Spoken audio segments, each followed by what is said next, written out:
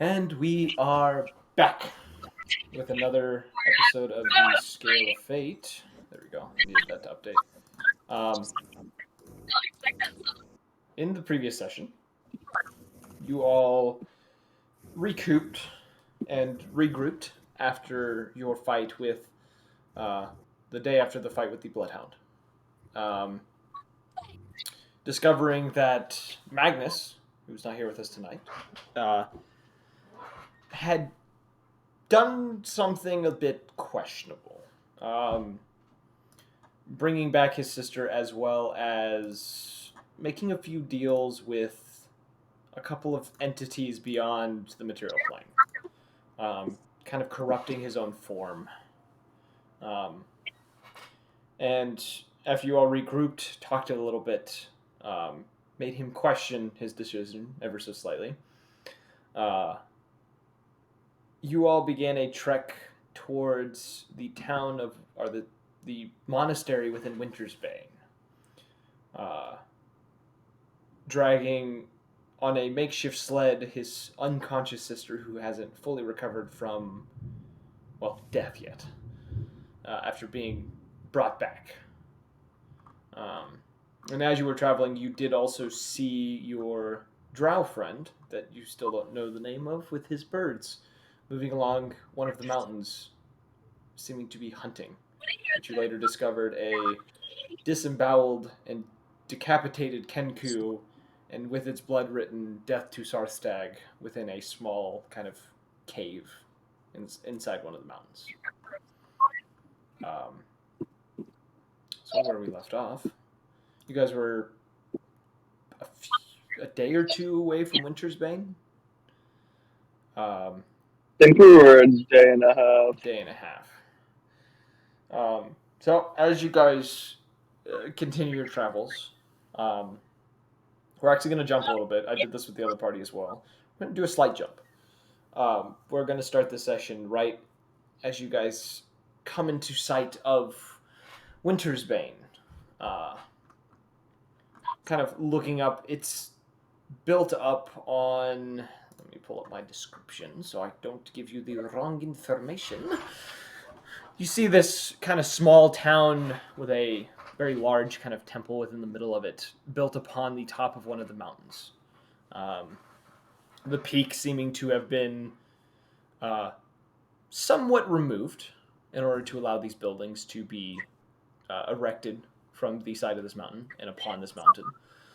Um, and it does seem that there isn't a whole lot of movement. Like, you don't see a lot of people up there, but you also suspect that they're probably deeper within the town. Is there anything you guys would like to do as you approach this mountain? Would I have been doing animal handling checks along the way? Like just getting closer with the ripper? I would say right now he is very docile around you guys. He doesn't seem to show aggression. Like, on occasion, he gets a little frustrated, but other than that, he is, I would say, trained enough to stay with you. Not trained enough that if shit hit the fan, he might not bail. If that makes sense. Would I have practiced the call that Magnus had taught me previously? I would say you'd have it down by this point. Yes. Okay, all right. I'm not going to I make a bunch guess, of rolls for that because it's a very simplistic thing. I just wanted to do the roll that first time to just be like, can he be perfect with it immediately? So, yeah. Okay. so Yeah, what I need to do. I don't know if anyone else says stuff. actually, I guess we would ask, be like, Magnus, is this the? I'm assuming that's the temple we need to head to or something. uh, he would confirm. Not really saying much else because I don't think he would say much else. He really wouldn't. Probably disdainfully assure you that you're in the right place. Um, Yeah. and if you would like, as you guys kind of ascend this mountain, perception checks for anyone who wishes to do so. I will do so. I will do so as well. 15. Okay. Obviously, Evan can't roll for himself, I don't think. Oh yeah, I I, can. I in fact can. What do you mean? I got a Are you not 23. driving? Oh, I'm not driving. I'm in the back seat. Okay. curled up in a I was about to ball. say, actually, you probably wouldn't No, be good I if had you been were driving. drinking and stuff, so I'm Did I'm you roll on chilling. D&D and Beyond? I rolled on the dice roller because D&D I Beyond got has a been Oh. giving me 5. fours. That's right. Even Okay, on my so phone, it gives me fours. that's pretty funny. You just have bad It luck. just doesn't like me. What did you say you rolled, Errol? 23. 23. And what about Leo? A 5. 5. Yeah, So, like, Leo's off in really his own good, world. right? Which is in character with Leo, I think. I think. Hey, man. He's trying to change. Sometimes hard to see when you have an ego, but anyways, nobody can deny that Leo has an ego. He definitely does. My own shadow is getting in the way of my sight. That's what it is. You're like, damn, that shadow looked kind of good. Damn, my ass really looked that big? Sheesh. Talking to himself off to the side. Damn, I got a dumpy. Okay, so Errol would be the only one to notice this as you guys are kind of ascending this mountain. Errol, you do see closer to the coast because this mountain is along the coastline. Kind of near some of the rocky cliffs that are kind of nearby, you do see a cloaked figure uh, kind of moving along the edge of this ridge, like of these cliffs. And you do see him kind of jump off at one point and disappear towards what looks to be some pretty hefty waves coming through. But you do see him disappear down there. Yeah, point to the cliffside to the rest of the party and go, some man just jumped into the water over there. I don't know if it's of any importance. See Trinket and Cal kind of look. Neither of them really see what you were talking about. And Cal kind of shrugs and just says, "I probably not of importance, but was it anyone you recognized?" Not from this distance. I couldn't get a good look. Hmm. Cliff diving and the frigid waste of the blood gulch is not my idea of fun. Yeah, I agree. I think we need to make our way up to the monastery before nightfall, hopefully. The sooner we get out of this, the better. If we see him again, maybe it'll be worth the check. But Maybe we might have to. you see him kind of now. He's just kind of staring down at this cliffside as you guys like continue up. You do make it up to the monastery without any issues. It is a long trek up the side of this mountain. This one seems to be a bit more rocky and rigid than the other ones you've climbed on. The path is a little less worn and seems a bit harder to get up. And upon you guys kind of reaching the top, you now get a better look at like the town itself. You notice, for one, you do notice, you would all be able to notice this, there are the only kind of races up here, it seems to all be Goliaths.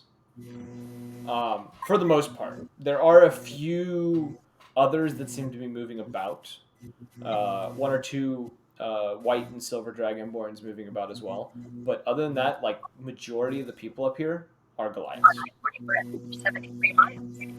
I see.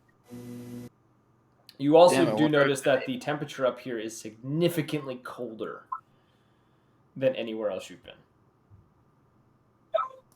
As it seems that this mountain's a bit taller than the other ones, and the cold seems to cling on to this place a little harder than other places. Damn, everything's tall around here. I wonder if when we get to the top, we'll get taller ourselves. I know at least one of us needs it. Extra height. Got him. Seeing her. Errol High just five. Errol just stares at you. I go like, I'll take your leg. Knock you down a peg. You'll need the leg, won't you? No. I have this, and he taps the helm. That was a little short joke for you. Yeah, that the leg's height to yours. That was it seems it went over your head, but I guess it's not very hard to do. Do mages need their mouth?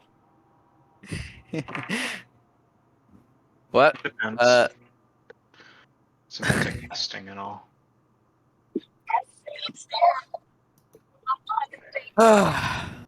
Man, I love jokes. I'm gonna turn to Journey and just be like, I'm gonna sew his mouth shut if I get my hands on a set of needles. Needles, you say? That was a out of character thing. He didn't say that. Cal steps Layer forward, just joke. be like, but he probably needs to speak to cast some of his spells. Or at least I think he Good would. point.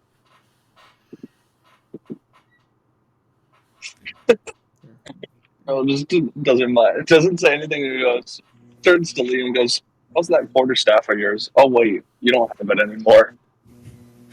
If you saw my mouth shut, who's gonna heal all your feathers back when you go and pet what's his name? Magnus. I forget. Magnus on the back. I can do that. After he resurrects his sister again. Cal just gestures at him and says, I can as well. Yeah. Errol just We kind aren't of like points a exactly finger to him. short supply of healers. You're not that special, Leo. Yeah, but I can heal you twice in one turn. So. I can heal you twice in one turn. And Errol's just mocking him. What the heck is a turn, Leo? Leo's breaking the fourth wall. Hey man, I'm playing Minecraft, okay? Leo is the Deadpool of this universe. Alright. Nice. All right. Anyways, you all, for the reason of being at this temple or monastery, you get to the front steps of it. Magnus kind of stops you all for a moment. Just simply says, "I should go in first." And he walks inside without any. I assume nobody follows, but it's up to you. He's going in. He's with the expectation he's going in alone. Yeah, I'm just gonna wait for him. Okay, so he goes in. There's a few minutes of silence before he comes back out and gestures to Cal to help him move his sister inside. And then he tells the rest of you to follow suit, telling you, Errol, you should be first. What? Out of character. I'm blanking on the master's name that he told me about. He told you Kala was the name that he kept saying. Paula. Okay. Alright, yeah. I'll just follow in. Okay, so him and Cal kind of go off to the side with his sister, kind of going off to one of the side chambers. And upon stepping into this very large open space, you see in the far back of the chamber, there is a Goliath with his back to you. He looks to be wearing kind of somewhat traditional monkish robes, but they seem to be altered to be more revealing, I guess would be the term, if that makes sense. They seem to be a bit torn and beaten, and they seem to... His torso is not covered as much. It's mainly around the belt and below is what's covered.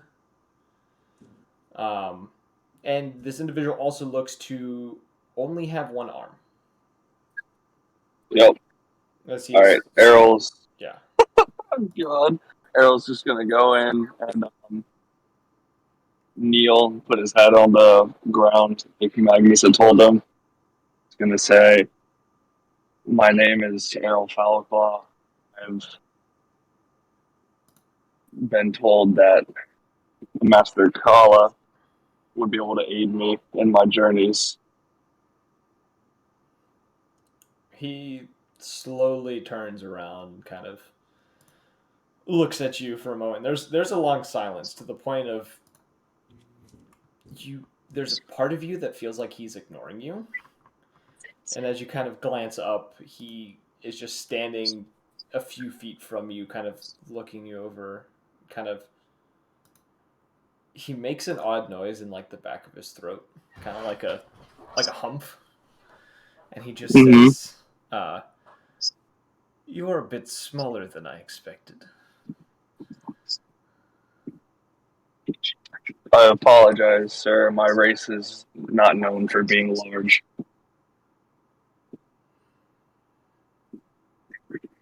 So what is it that you want from me? Because you have to prove your worth if you want to get anything from me. I wish to learn the ways of your people, sir. From our friend Magnus, he has said that your kind on this island has communed with powerful entities. I am simply here to learn and be molded. All right. He kind of takes a step back and shifts a little bit and just says, "Then show me what you've got." Do we need to hold back, sir? Throw everything you've got. Is Toothless nearby? But I was going to say, when he is looking us over, I would have gestured for him to kneel or lay down as well. Well, animal handling for that, because he would have stopped like a few feet behind you. Give me a sec.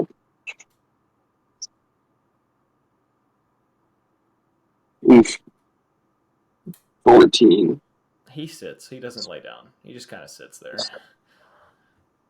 Right. L is going to. Is this room brightly lit? It's pretty well lit. Yes, there are a few dim spots along the walls, but other than that, it is fairly lit in here. Errol is going to charge him and open up the locket on his chest, activating the darkness spell he has cast in there. Okay.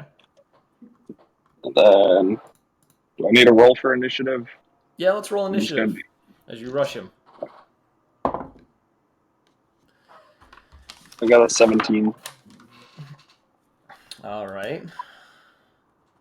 It is your turn. I'm going. So darkness is cast. The rest of you are just I'm watching going- this happen, by the way. Well, that escalated quickly. Saying it. Going.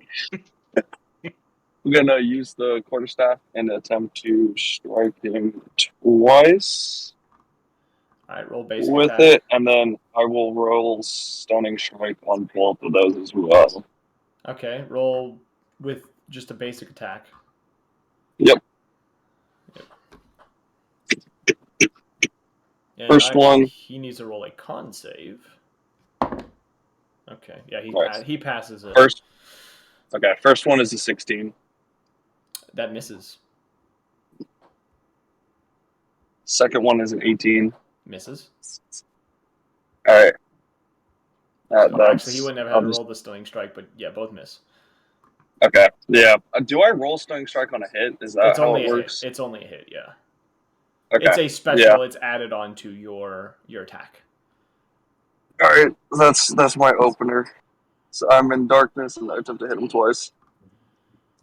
Okay. You hear him chuckle. Can you see within this darkness? Yes. Okay. You hear him chuckle, and you see a brimstone copy of himself split off as he moves to your right, and this copy moves to his left, or your left. And he is going to strike at you twice. What is your AC again? 20. 20. You managed to dodge both of these attacks. And he is going to use a flurry of blows. Both of those will hit. Hitting you for... I'm just going to roll on D&D and Beyond. For the 2 hits, you are hit for 27 points of damage. And his copy is going to hit you as well. And is going to hit you for another 12 points of damage. Okay. It is now your turn. Nobody can see anything, by the way. None of you can see what's happening. You just hear fighting in the dark that is in front of you. Well, I'm going don't I to... wait? Those of us with dark vision be able to see. It's magical It's darkness. magical darkness. Okay. I'm going to use Vampiric Touch on the main body. Okay. Roll Roll for that. attack. I think you have to roll an attack for it, unless it's a save that he has to make. No, I have to roll an attack. I got a 21. That hits. Okay. I need to roll damage. Give me a second. I'm changing the dice.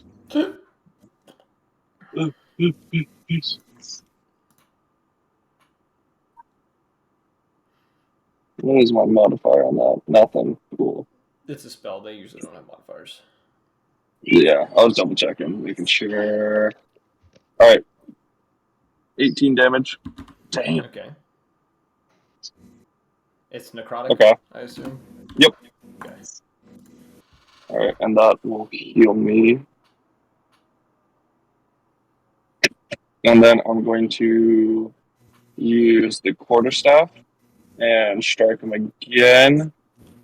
This time casting Stunning Strike. I'm going to roll for the quarterstaff damage, or hit. Does a 19 hit?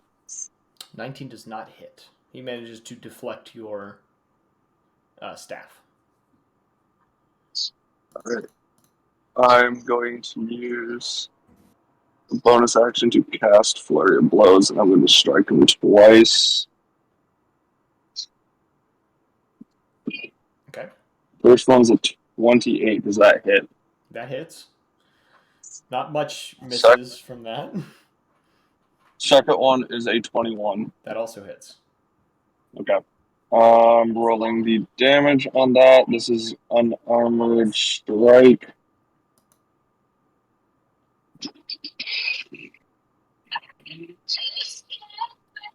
I need to expend key points after this.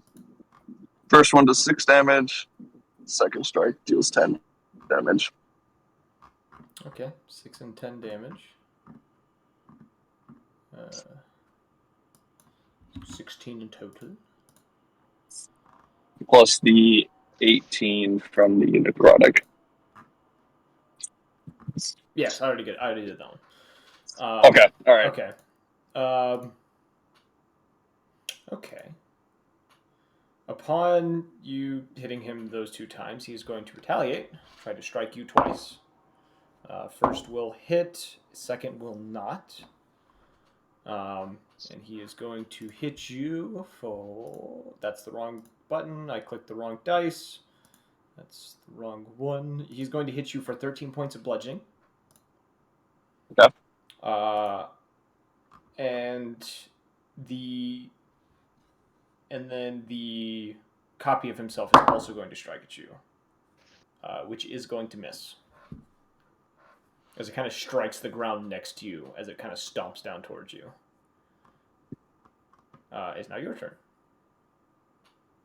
I am going to use...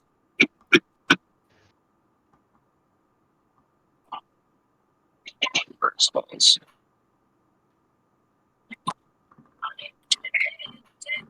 Why can I not? Oh, I'm going to use poison spray. Poison spray. All right. That a dex save, I assume? I think it's a con save. It's a con of 12. Okay, he passes, and his copy passes. Okay, so he needs to take half damage. Why is that rolling? I don't.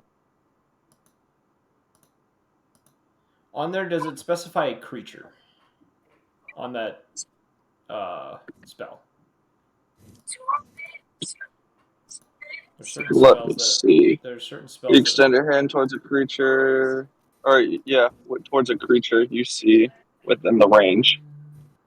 It doesn't specify what kind of creature. So when you do this, roll the damage for it. Yep. His copy does dissipate.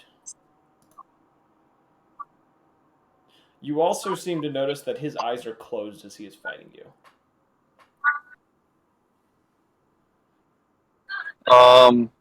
He takes 8 damage since it's half. Okay.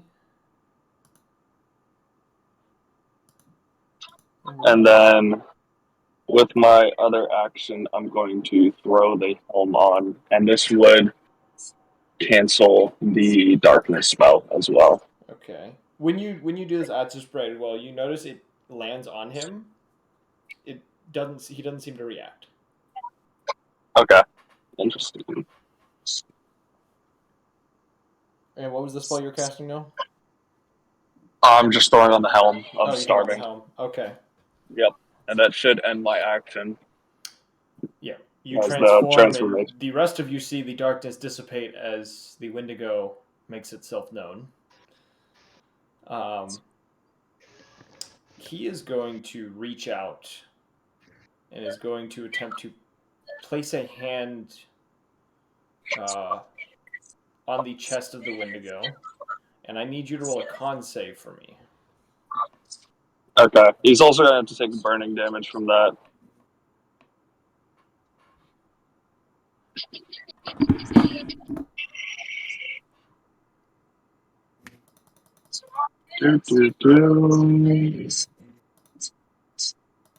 On the con save, why is that? I want to roll 1, not 2, please. Thank you. I got a 14. All right. The Wendigo, as he touches you, you feel a surge of necrotic energy hit your chest, and you take 50 points of necrotic energy. Alright, so that's half. Okay. And once he's done that, give me a second. I need to remove some key points here. There we go.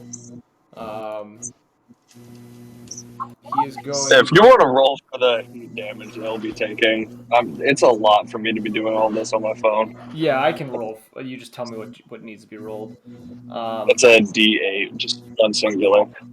He is going to then. A second one of those copies comes out,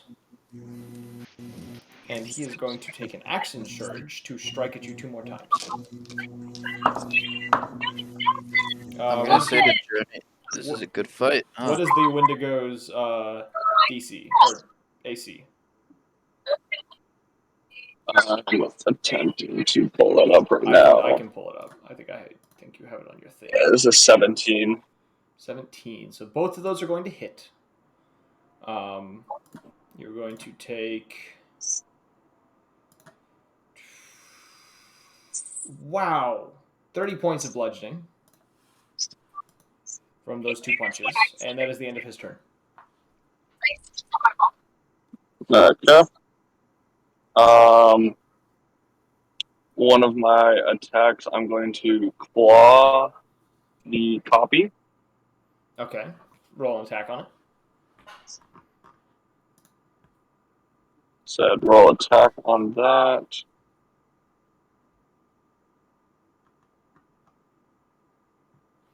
$24. That hits. It is destroyed immediately. And the other 2 actions, I'm going to bite at him. Okay. Does a 20 hit on that? That does hit. Okay. Second one is a 19. I'm assuming that doesn't hit. Does not hit. Okay. I'm gonna roll for damage.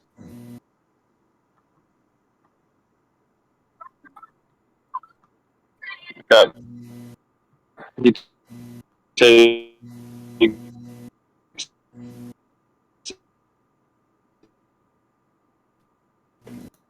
What was that? You broke up. Okay, I thought it was me. Are you going This to a guy. tunnel, man? 18 points. It's kind of cutting out. 18 points of damage. So you do see him, as you kind of bite down on him, he does seem to almost, his whole body seems to flex in a way, and your bite does not go as deep as you wanted to, but he does still take damage.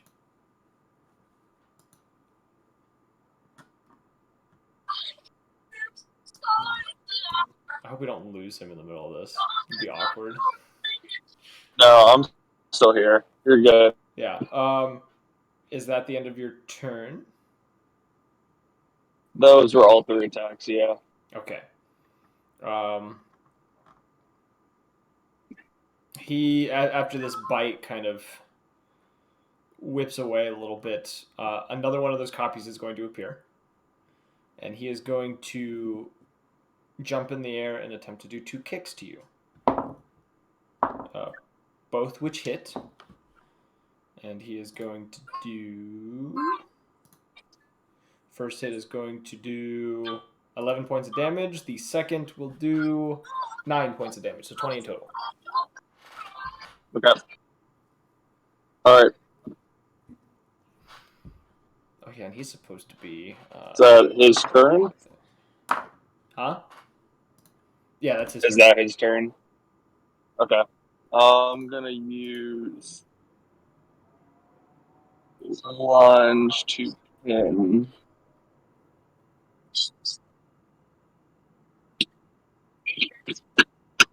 Okay. I'm rolling for hit on that.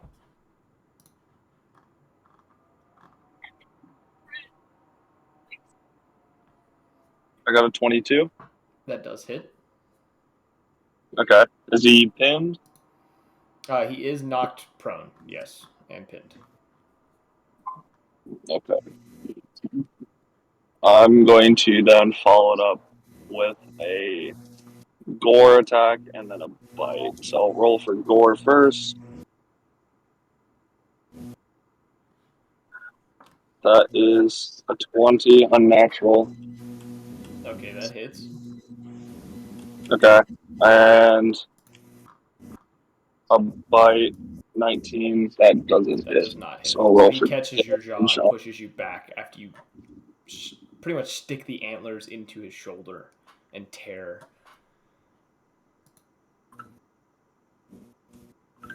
Okay. He takes 22 points of damage. All right. All right. As you are, once you have finished this, he kind of grins at you before his form turns into the brimstone appearance of his copy, and he appears behind you where the brimstone copy was. And he is going to place a hand on your back, and I need you to roll con save again.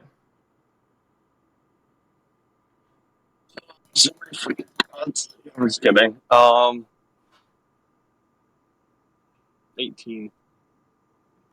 Okay, an 18. As he places his hand on you, you feel the form fight back this necrotic energy, and you take 27 points of necrotic damage. Okay.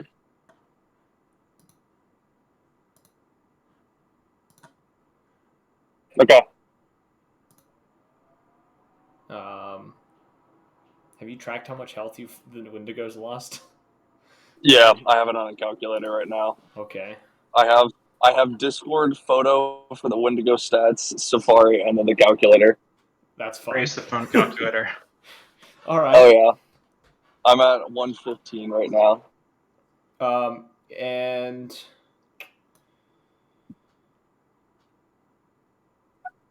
yeah, that's the end of his turn. So now it is your turn. All right, having seen the shift, the switch of the two bodies is gonna chuckle a little bit, and then going to throw 2 claw attacks and then attempt to bite as well. So I'm gonna roll for the first claw. It's easy with this because it's all the same modifier to hit. 15. I'm assuming that misses. That misses. Horrendously. A natural 20. That hits and will do double damage. So I would roll Okay. that. Do you want me to roll damage now? Yeah, roll double the dice that you would roll for it, and then add your basic modifier. That is, holy fuck. 32 damage. 32 damage. And that is piercing. All right. And then I will roll for bite. That is a 29. That hits as well. Okay. I will roll for damage.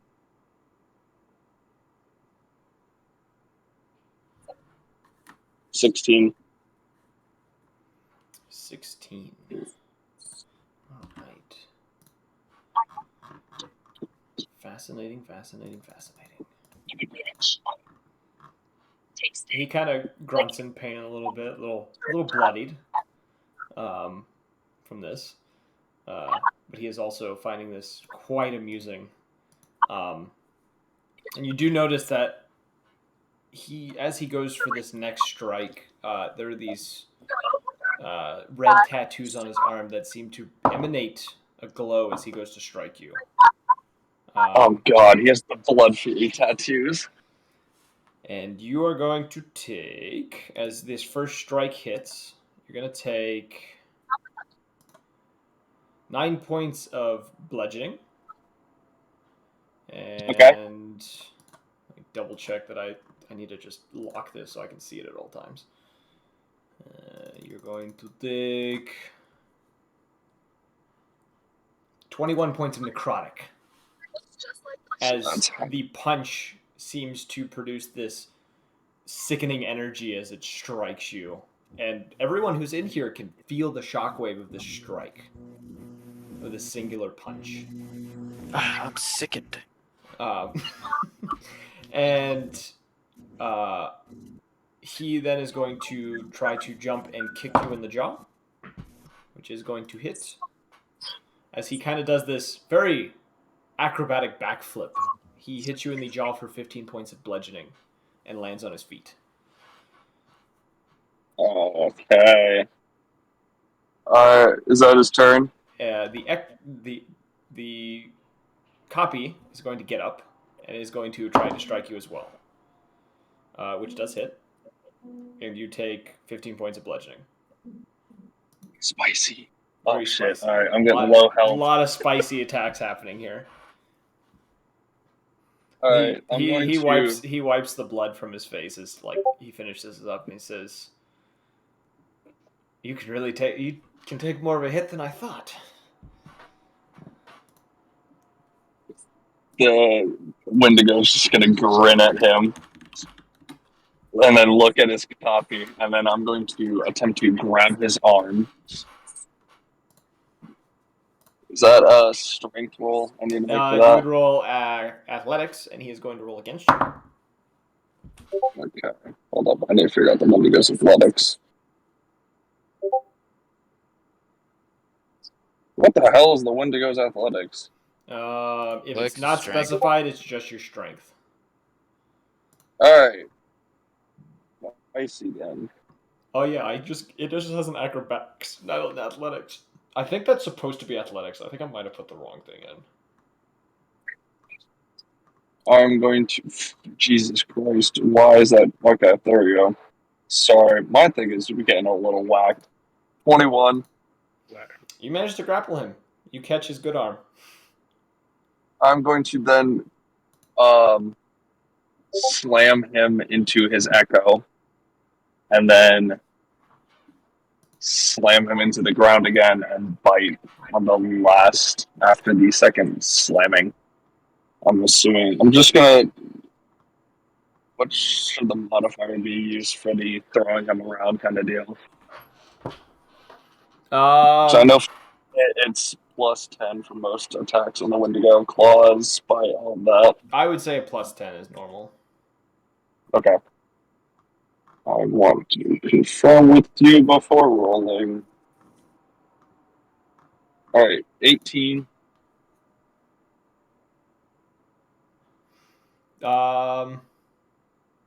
You do throw him. He catches himself as you Alright, throw him. so does it hit the echo at all? The echo does manage. It would not hit the echo. The echo Alright, does I'm move gonna, out of its way. Out of his way. second hit, I'm gonna throw him around, trying to hit his echo again. That was a 20. That one does Unnatural. hit. Okay. Wait, did you let go of him or you just throw him? Oh no, I'm like, you know the scene with Hulk and Loki where he's just bashing him back and forth? Okay, so yeah, you would roll. What would I have you do damage with?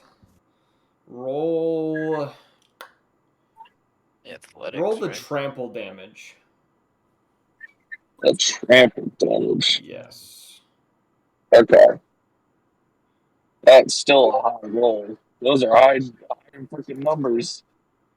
My God, Daniel needs to stop messaging. 16. 16 points of his Yep. damage. All right. And then I'm going to bite the arm that I'm holding him onto. Or I'm holding him up by.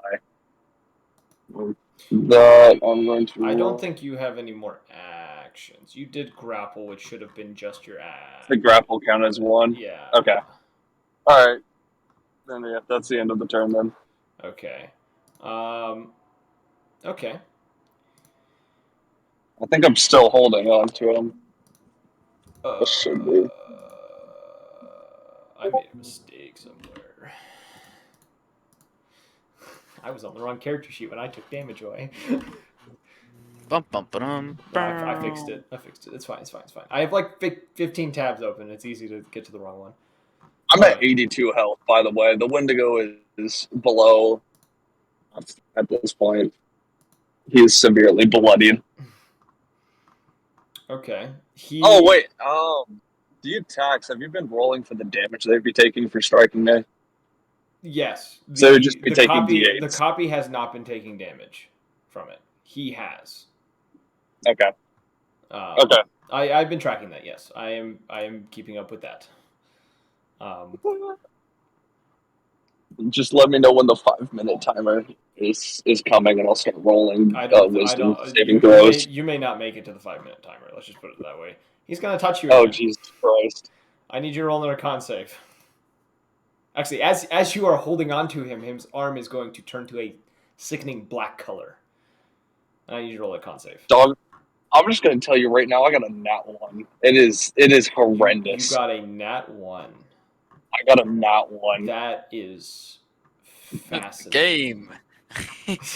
Game match. You are going to take. The Wendigo is going to take 71 points of necrotic damage. Oh my goodness, I was right. It is basically game. That is, I take half from necrotic. And He is then resistant. he is going to. You see him kind of shake off a little bit of the hit you've done to him, trying to get himself back kind of into the game after being thrown around.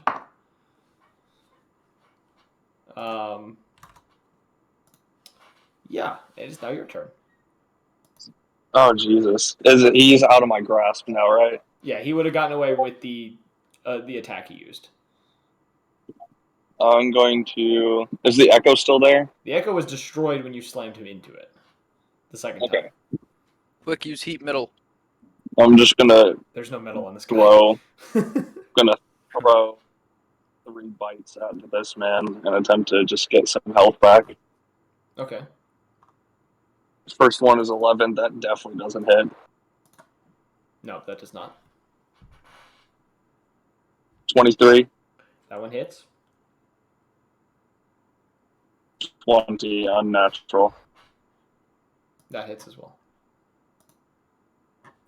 I'm going to roll damage. The first one does 24 damage, Okay. and the second one does 12. Okay. I'm back at 82. He is going to, as you bite him, he is going to retaliate and is going to strike at you.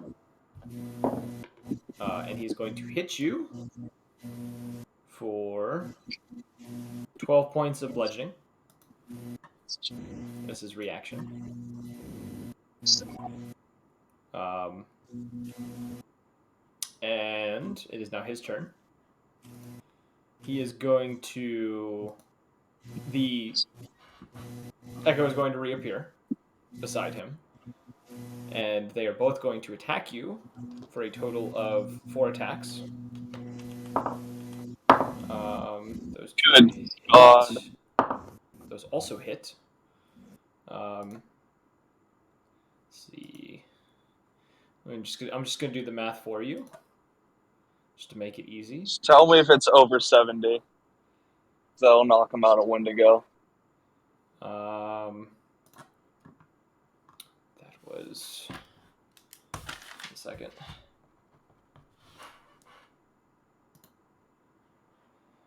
Still rolling damage. Give me a moment. It's just a bit going on. He is going to hit you for 34 points of bludgeoning and 18 points of necrotic. You said 34 bludgeoning. Yes, and 18 of necrotic. Okay. Jesus. Oh, I'm low. Is that his turn? That was his turn. I'm gonna use a claw on the Echo. Okay. I'm endangered. Dies. In I'm a at practice 27 fight. health. Oh, okay. No, that doesn't hit. 18, I'm guessing, doesn't Nope. hit. The Echo dodges you. It catches your claw and kind of parries it away. I'm gonna throw another claw at the Echo. 14 does not hit. I'm just gonna attempt to bite it and pray to God that hits. Oh, finally a 20. It Unnatural. dissipates within your jaws. Okay, that's my turn. All right. He is the Wendigo is bloody to hell. The Kala chuckles again, finding this all very amusing, and is going to do a flip into a pretty much 2 kicks, trying to hit you in the head. One of which, or no, both hit because your AC is lower right now. So both are going to hit you. He is going to hit you for. He hits you for 17 points of bludgeoning damage. And Okay. he is going to, as he lands, he is going to take on a defensive pose. And you would recognize this as patient defense.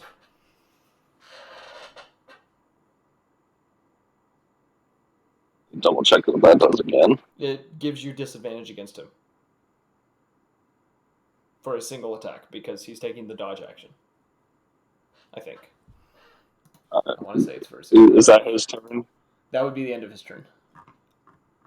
I'm just I gonna am going attempt to to double check about the dodge action thing, but I think it's for a single attack. I'm gonna attempt to Oh no, bite you him disadvantage twice. on him this entire attack.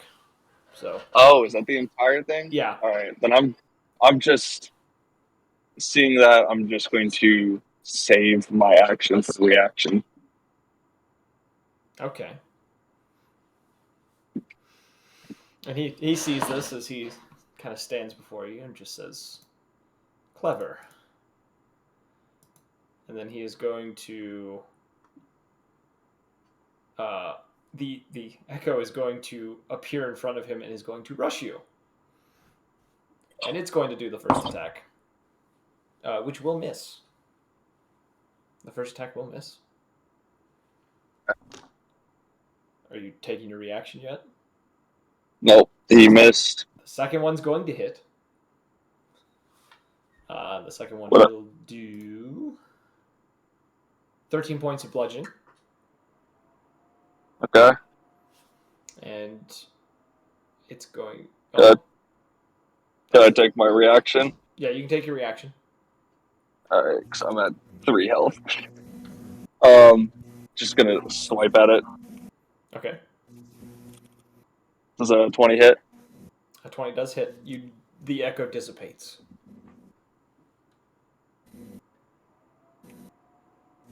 All right. And it is now your turn as he stands before you. I'm going to try to bite him twice.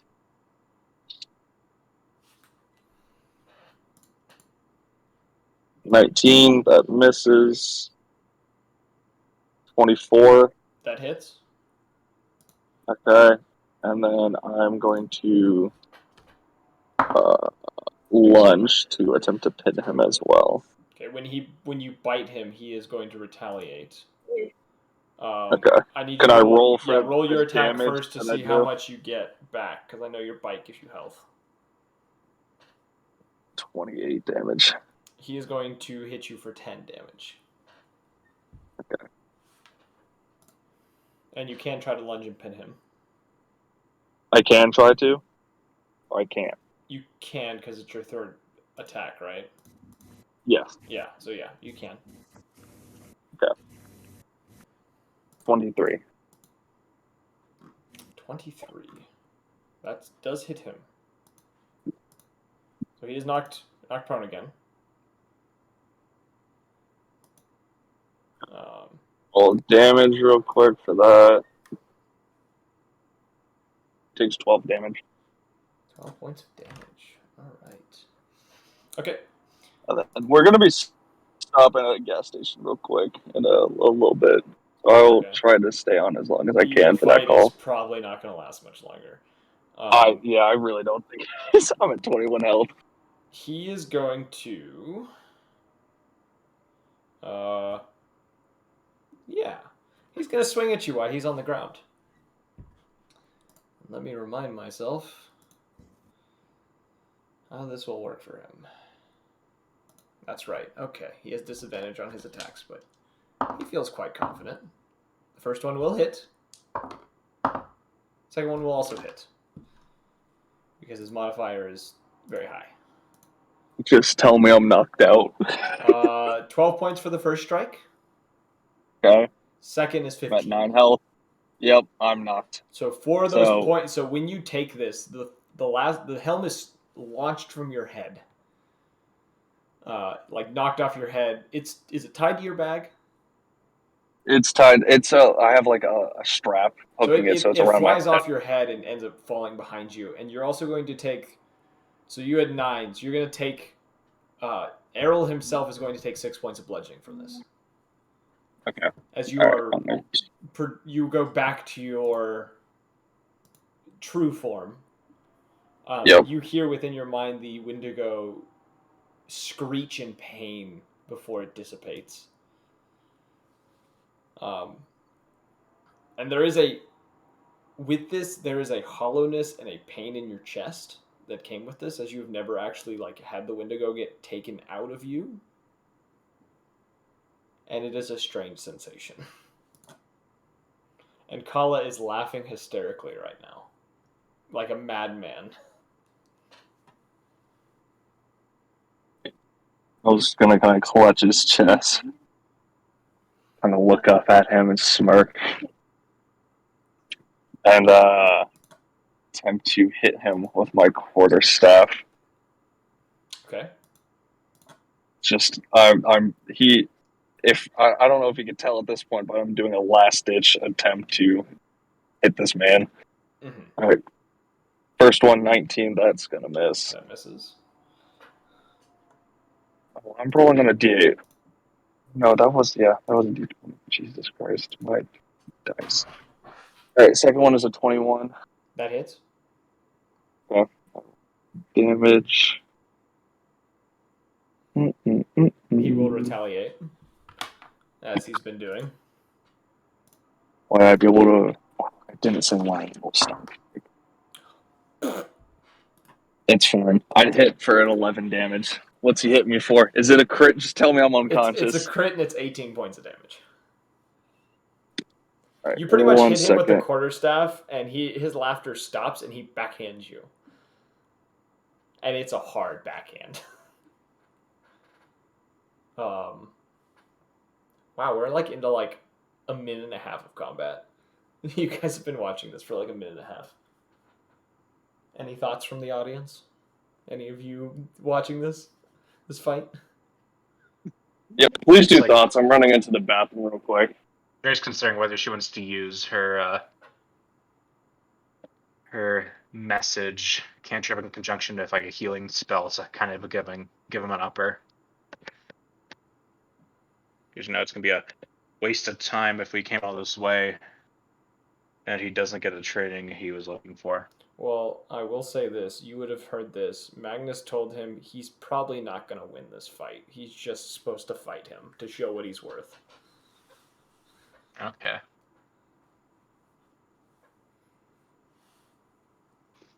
Like you can Bear with me still here. attempt the healing stuff, but it's, what did he say?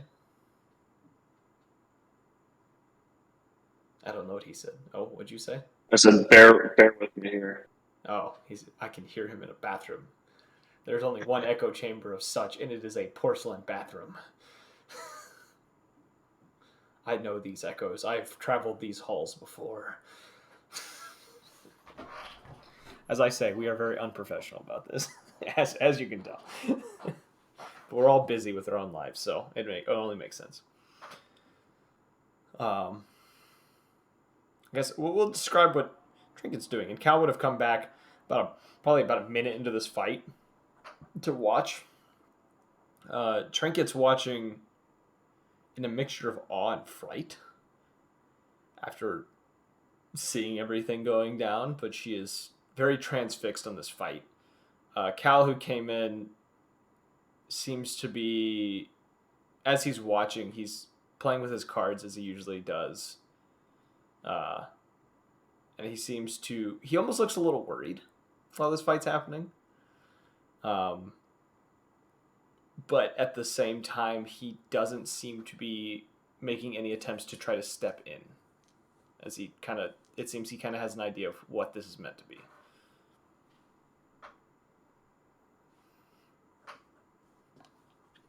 Anyone else want to share their stuff while he's doing his thing? Wait, I'm sorry. I didn't know his bell was done. I'm sorry. What happened? It's not done yet. We're taking a quick detour because he is in a gas station. Back. Sorry, I'm back. We're driving. Yeah, he was in the porcelain echo chamber. I was in the porcelain echo chamber of Circle K. Oh, you are at a Circle K. Oh. Yeah, no, this is questionable. The forbidden echo chamber. Exactly, the forbidden echo chamber. All right, back to combat. All right, is it my turn or his turn? He just retaliated against you, and you had to do your last hit, I think. Oh no, you already did all your hits. Did you? You tried two strikes. Oh yeah, no, I'm done. Yeah, that was your turn. did 2 quarterstaffs. Yeah. Yes. Would I be able to bonus action? Let me see. You could Do I probably have get- patient defense? You do. Are you going to get off of him and do this? I wasn't on him, was I? I was hitting him with just the quarterstaff. You were on his chest. Like when you came back after the Wendigo state, you were still on his chest. You're not much on his chest. Okay, yeah, I'd back off of him enough to just be off his chest, and I would go into patient defense. Okay. Spend a key point there. He is going to get to his down. feet. He's going to jump up and kind of wipe the blood from his lip again, kind of smirking at this fight. Before he is going to attempt 2 unarmed strikes on you. First is going to miss. The second one is going to hit. And he will hit you for 7 points of bludgeoning damage. And then he's going to use a bonus action to hit you one more time, which will hit. Okay. And he will hit you for 7 points of bludgeoning. Another 7. I am at 19 health. Just so you know, I'm updating it on the D&D Beyond. Well, you're just under half of my health pool. Same. All right. But it's now your turn, Errol.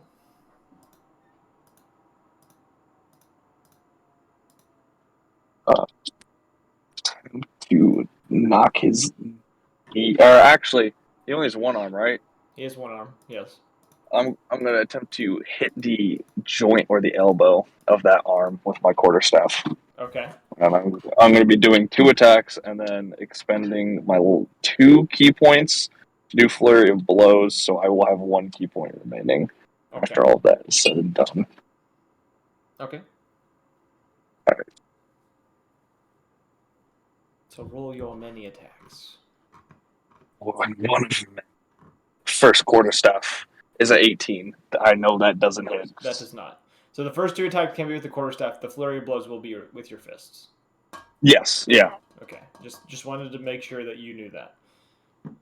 I have in fact read the monk sheet. This is the only character I semi-understand. 21 for the second quarterstaff strike. That does hit. Roll damage. Damage. Damage. Sponsored by PETA. Oh god. Someone's yes. said that in the chat. I'm so sad. What he I said? did 8 points of damage. 8 points of damage? Okay. 1 little smidge. Little smidget of damage. Alright. And I'm using flurry of blows to continue pelting that arm. Okay. The first one is an unnatural 20. Okay, that's a hit. That does hit. Please damage. Second one is a 24. That hits as well. I'm just waiting for a natural 1. So you only get 2 attacks with it, so roll the damage for the 2 that you got with the flurry of blows. Yeah. Bum, bum. I was talking to someone First earlier one, about monster 9. to make sure that you knew that. 9 damage? Okay. Yep. And the second one is 3. That is abysmal. Okay.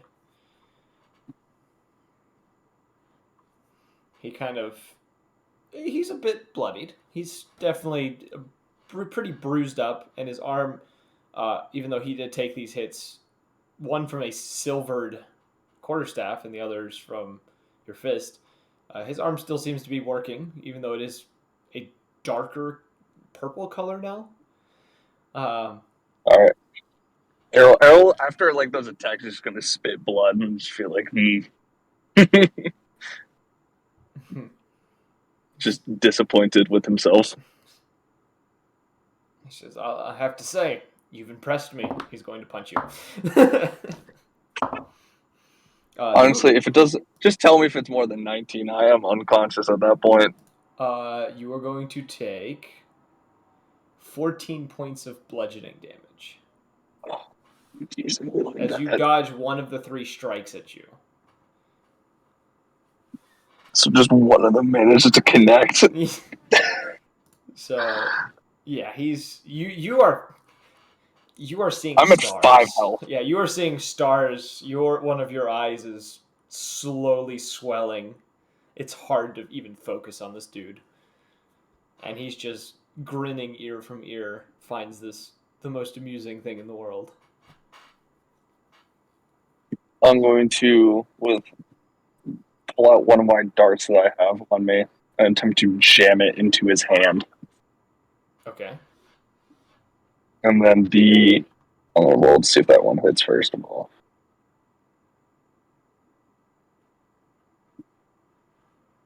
$21.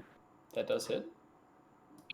And then the other dart, I'm just going to jam it. You know, like basically his armpit area. Yeah, around where the vein, That's a the 19. artery is. God, So that one's going to miss. 19. So roll the Freaking damage for the first. so goddamn close. By the stroke of luck, he was somehow able to survive the 5 minutes because you rolled so bad, Tyler, for 50 rounds worth. I got a fight like that. I That don't would know, be like, impressive. 11 11 points fate of just for damage. really the wants Errol to dagger win. into the hand. Yeah, when you do this and he kind of throws a hand up to like catch it, and you go to stab the second one, and he twists his hand with the first dart in it, and it causes you to lose your balance a little bit, causing you to miss the dart. And as this happens, he yanks his hand away from the dart and connects his fist with the side of your face. You're I'm rolling the just wrong dice. I'm just gonna roll it just in does. case. There's a chance. Actually, there's no chance. You are Yeah, what are you launched. smoking? You are launched 10 feet. The rest of you guys see him take this punch to the face, and he arches probably about 4 feet off the ground, and then just hits the stone ground and slides for another like 5 feet, and is unconscious. Ah, got him. High five, Journey. I hold my hand up to Journey.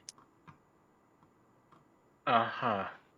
Cal's gonna Fine. kind of make his way over towards him. I'll do And the same. he Journey is- will. He's gonna place a hand on him, and he is going to cast Cure Wounds.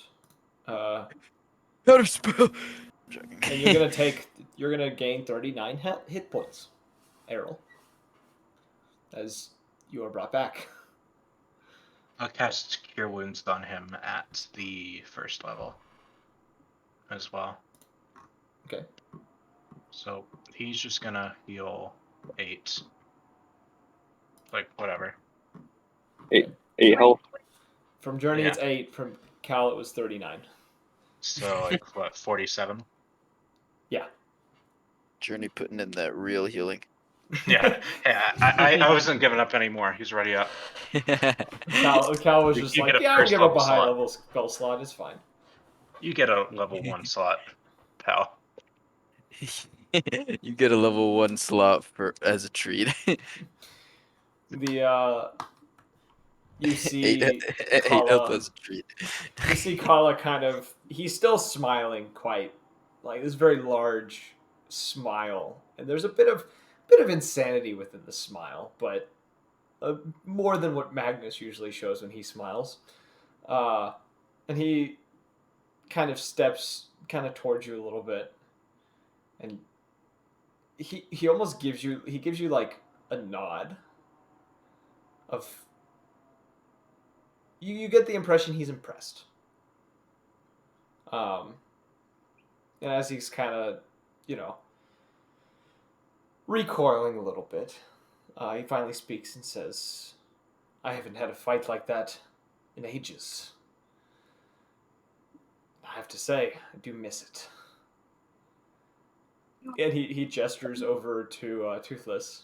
Oh, okay. So a quesadilla tray And he with says, chicken tenders with beef outside. he says, may I wrestle him next?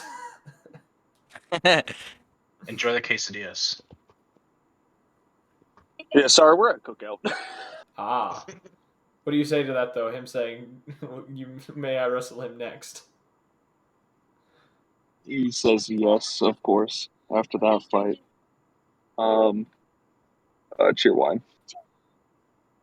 Cheer wine! Sorry, I apologize. No, I understand. I get it. I know you're a cookout. you're getting food while we're all sitting here. Some of us probably wishing we had food. He makes a strange noise, like something similar to the call Magnus did, but it's different. And your Ripper immediately stands up, like attention, ears up, and then kind of growls and charges him. And the rest of you see just him wrestle this Ripper for a good 5 to 10 minutes, them both just rolling around, neither of which are getting hurt in any kind of way. Every time the Ripper tries to bite him, he seems to hold it back in some way. And after about this 5-minute period of him just wrestling this very large canine, Toothless kind of a bit tired, kind of after being released from him, kind of wearily wanders off and then kind of collapses somewhere in like a heap, just panting. He's just chuckling to himself as Kala's chuckling to himself and turns to all of you. And about this point, it is reaching nightfall. It's getting pretty close. Like, by the time you guys got up here, it was probably mid-afternoon. This fight, like, this little fight, even though it wasn't that long of a time, the sun seems to be setting pretty quickly, or lowering itself. And he kind of gestures to one of the side chambers and just says, for now, get your rest. We'll start training tomorrow. I think this will be fun. He kind of walks off into like another chamber and like disappears out of sight. I was gonna say before he left, he would have bowed and said, "Thank you, Master, for the opportunity."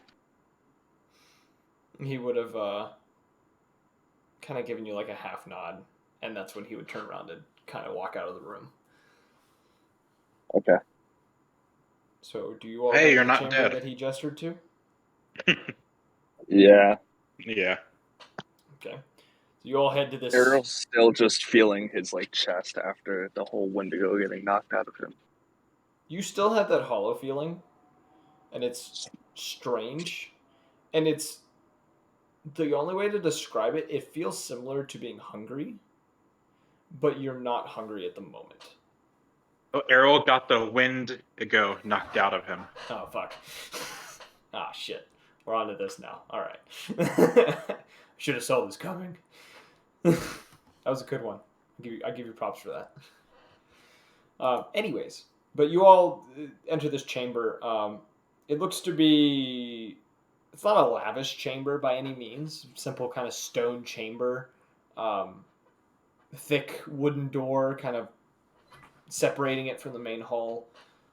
Inside, you see there's a series of what you can only describe as very simple cots. There's not really any like cushy beds of any kind. It is literally just, this looks like a sleeping quarters for soldiers. And there is plenty of beds in here, more than enough for each of you to have one. And as well, in the back of the chamber, there looks to be another door that leads outside to what you only assume to be a sort of balcony or walkway. Hey, Leo. What do you call a bed for vampires? A coffin. A blood cot. Ha! Got him. Is this I'm in going game? outside. All right, Andrak is going outside. What about everyone else? I'm gonna gesture for Toothless to come sit down with me on the bed, and then I'm just gonna pass out. He kind of. Yeah, I'm gonna hit the. Oh, please continue. Yeah, Toothless kind of comes in, gets onto the bed, and kind of lays down. And I would say by this point, you two are acquainted enough that he would let you lean against him and sleep. So Let's go. That one expended level 1 slot really took a lot out of Journey, so she's gonna hit the sack too. okay, Leobardo. Yeah, I'm just gonna go to bed, I suppose. Okay. Trinket kind of stays in the room. Cal hovers around the door where Andraco went, but doesn't pursue him in any kind of way. Andraco, while you go outside, do you have anything you want to try to do? Is there any like what's the building look like? Once you get outside? Yeah. So where you find yourself is it is a long walkway along the edge of the building. And you can see looking along there are several other doors that look to lead to other chambers, as well as looking over this railing, you can see the edge of a cliff looking down towards the sea. The outside of the building, this is a very tall building, and kind of looking at like the ledges and stuff like that, it looks to be very difficult to try to climb to the top of it. Is the walkway like have like a roof over it? Part of it's slight. There's a slight like awning kind of extruding from the building. So like once you come out the door, there's like it's probably like 2 or 3 feet of like stone that sticks out, and then the walkway itself is about 8 feet wide from the wall to the railing. So you could get onto this awning if you wanted to. Yes. Okay, you get on the awning. Is that it? You just getting up there to go to sleep? Yeah. Okay. So you all find yourself resting for the night.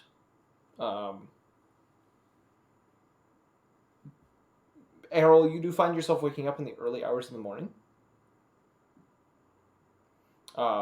Being probably more... Even though you are very tired from your fight, you do find yourself waking up. You do get a full long rest, but you do find yourself waking up before anyone else in the party. And you're not entirely sure why. You do still have a slight bit of that hollow feeling in your chest. Would I be able to meditate with the helm? You could. Could I do that? Yeah. So, All right. wisdom check. Straight raw wisdom check.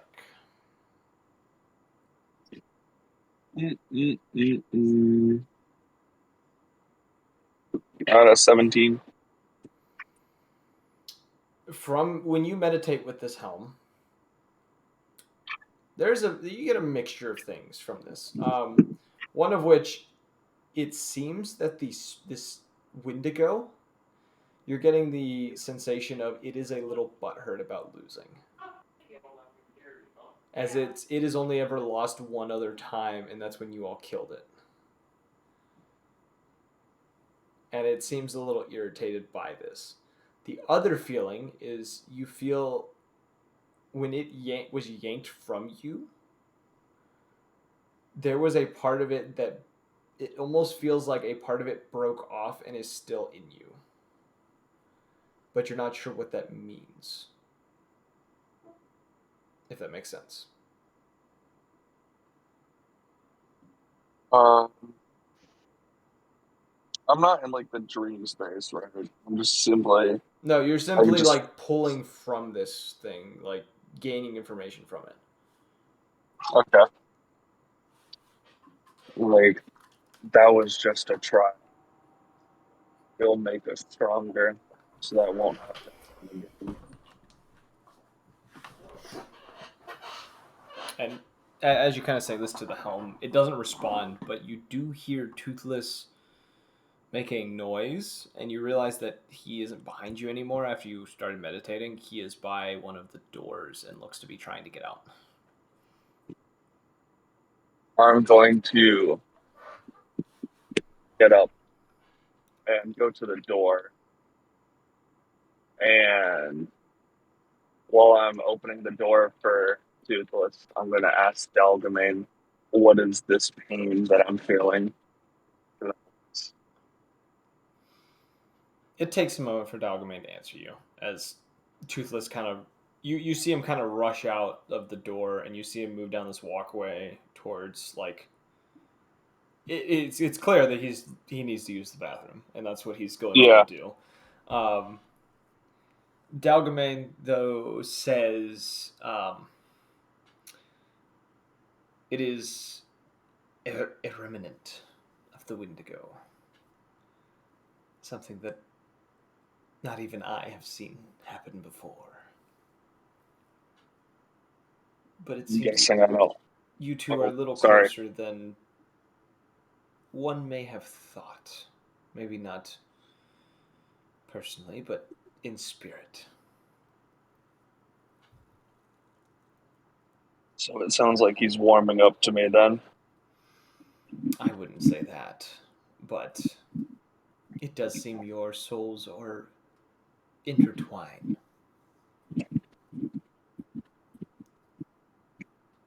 This could prove to be harmful in the long term. It is a possibility.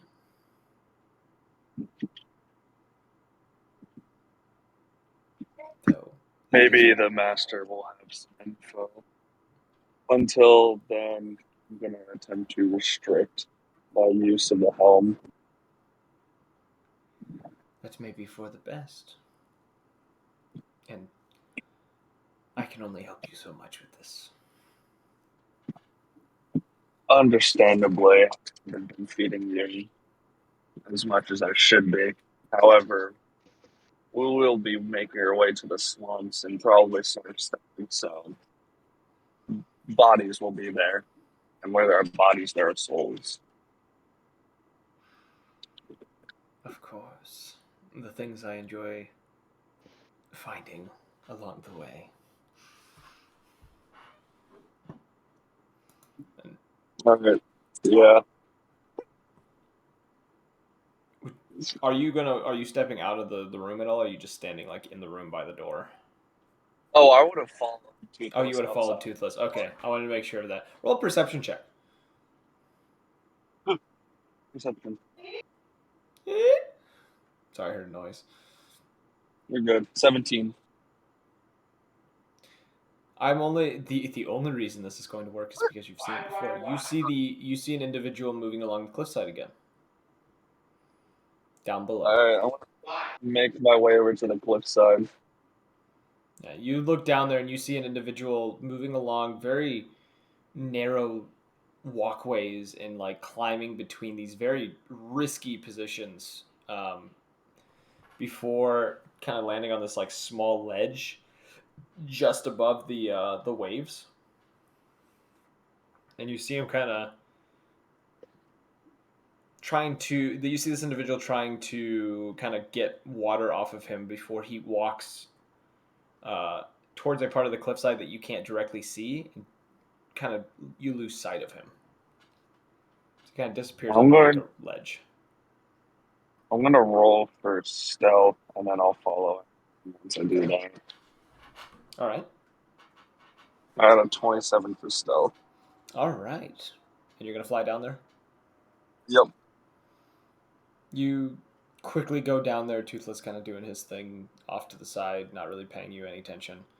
When you kind of get towards the ocean and you kind of get to a spot that you can see where he went, you see a solid wall.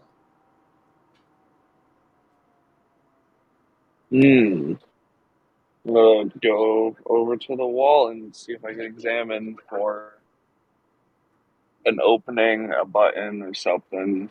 Some way to open it, maybe. Investigation. Some investigations for. I haven't used that one. I am a 0. That is why. It hasn't been something you've really needed to use. I got a 13. 13. I would say because you have an idea. You feel along this wall and you kind of touch a few spots, and there's a moment where your hand seems to pass through part of the wall and you touch another wall behind it. I'm going to go through it. Okay, feeling along and trying to like find an opening, you do find a gap, a small tunnel hidden away behind this sort of illusion. And you start moving along it, finding it. It is very dark, but near the end of this tunnel, there is a very well lit chamber, and you hear voices speaking between each other. They seem to be in some sort of argument. What languages do you speak again? Let me double check.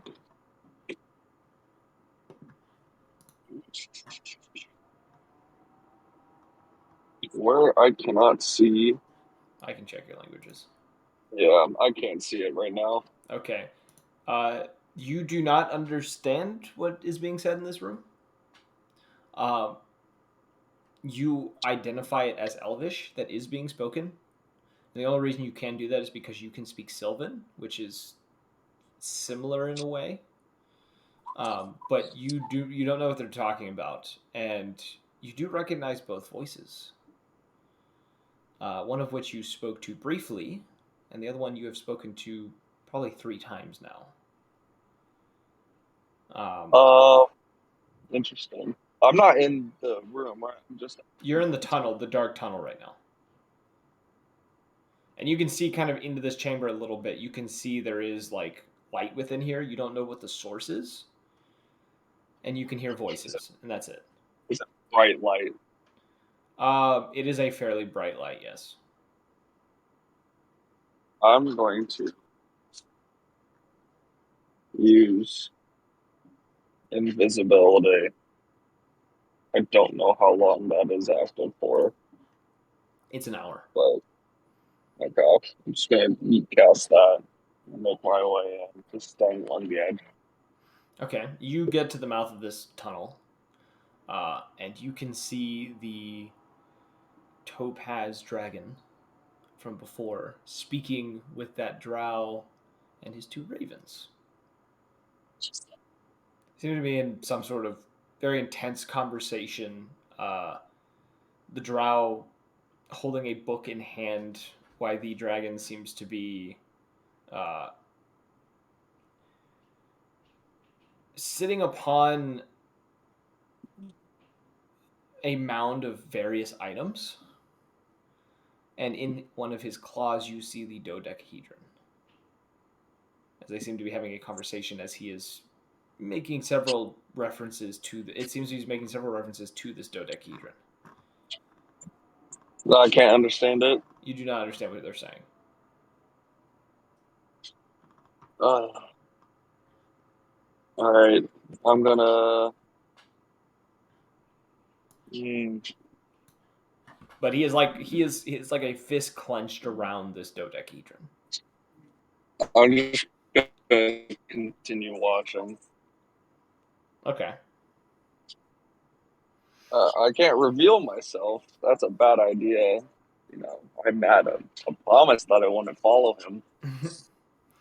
You watch as they speak for a few minutes, and finally the drow kind of sighs, and he just says, they finally start speaking in common after a certain point.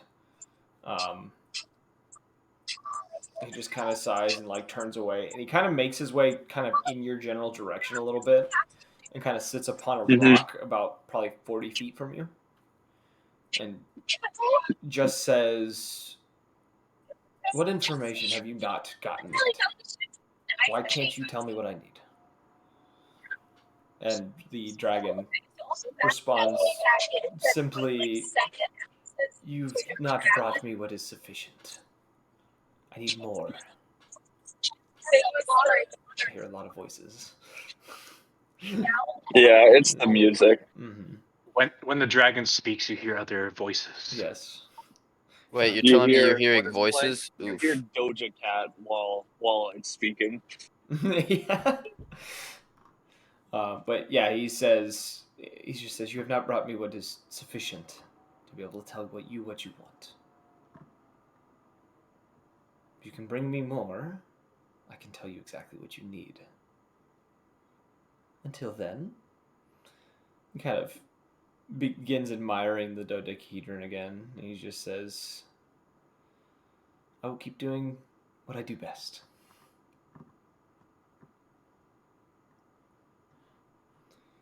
The drow kind of sighs. You see him kind of remove his backpack. The 2 ravens kind of taking off and finding their own perches within the cave. He just kind of pulls out what looks to be a ration from his bag and begins eating it. And they kind of sit there in silence as the dragon continues to look at the dodecahedron,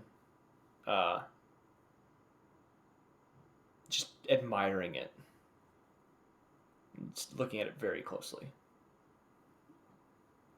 All right, Harold's going to pop a squat and eat with them.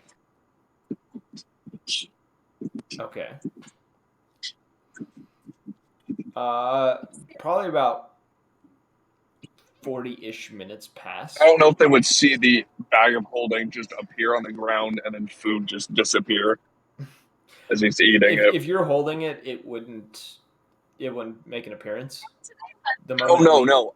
I open the bag of holding and I put it down on the ground and then I just start eating from it. I'm gonna see if they notice this. Are you doing it stealthily, or are you just doing this? No, I'm just doing it. Errol is crisscross applesauce. Bag in front of him. He's just munching. He's having his breakfast. As you do this, you see the dragon's eyes kind of dart over to the bag. And they kind of stare at it as it sits there. The drow does not notice. The drow is doing as he has been doing. And you do see the dragon kind of slowly rise from its resting place. And you see it kind of pushes the pile a little bit and kind of shoves the dodecahedron deep into the pile and starts slowly making its way towards the bag.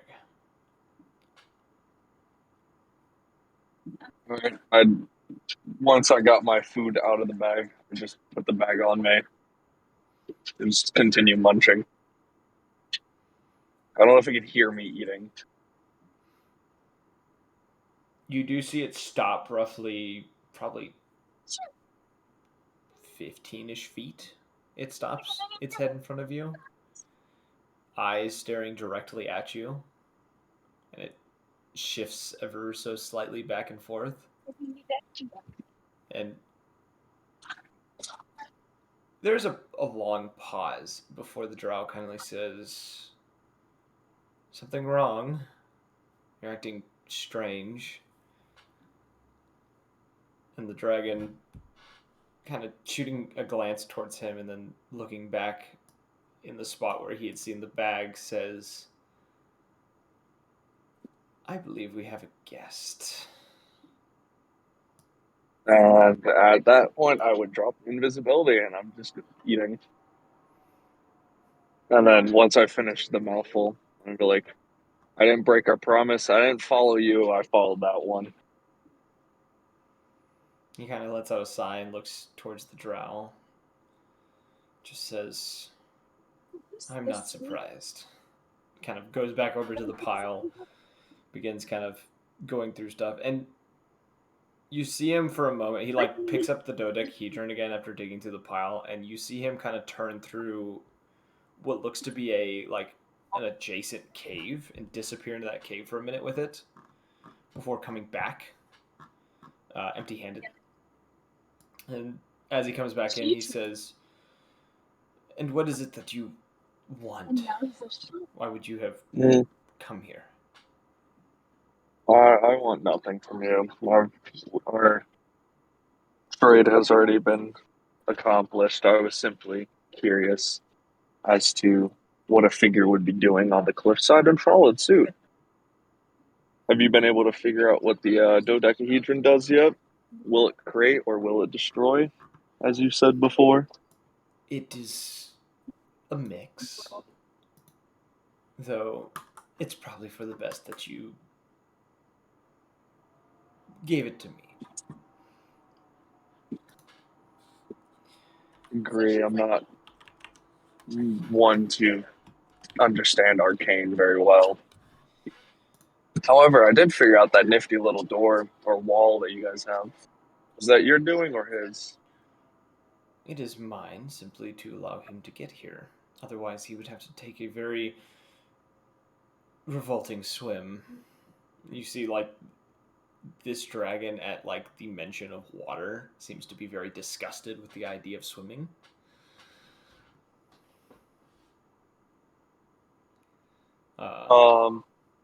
Interesting.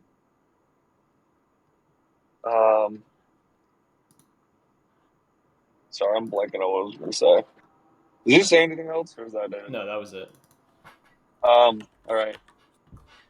Errol just takes another bite of his food and goes, "So what brings you to was it Wintersbane? Is that where we're in now?"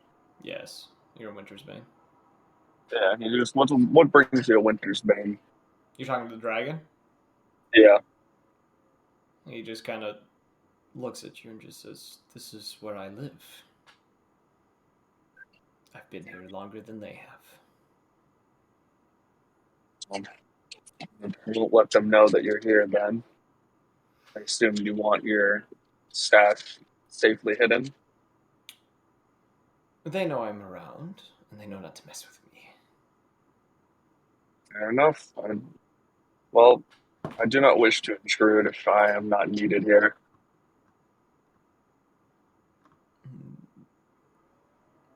They kind of look between each other, and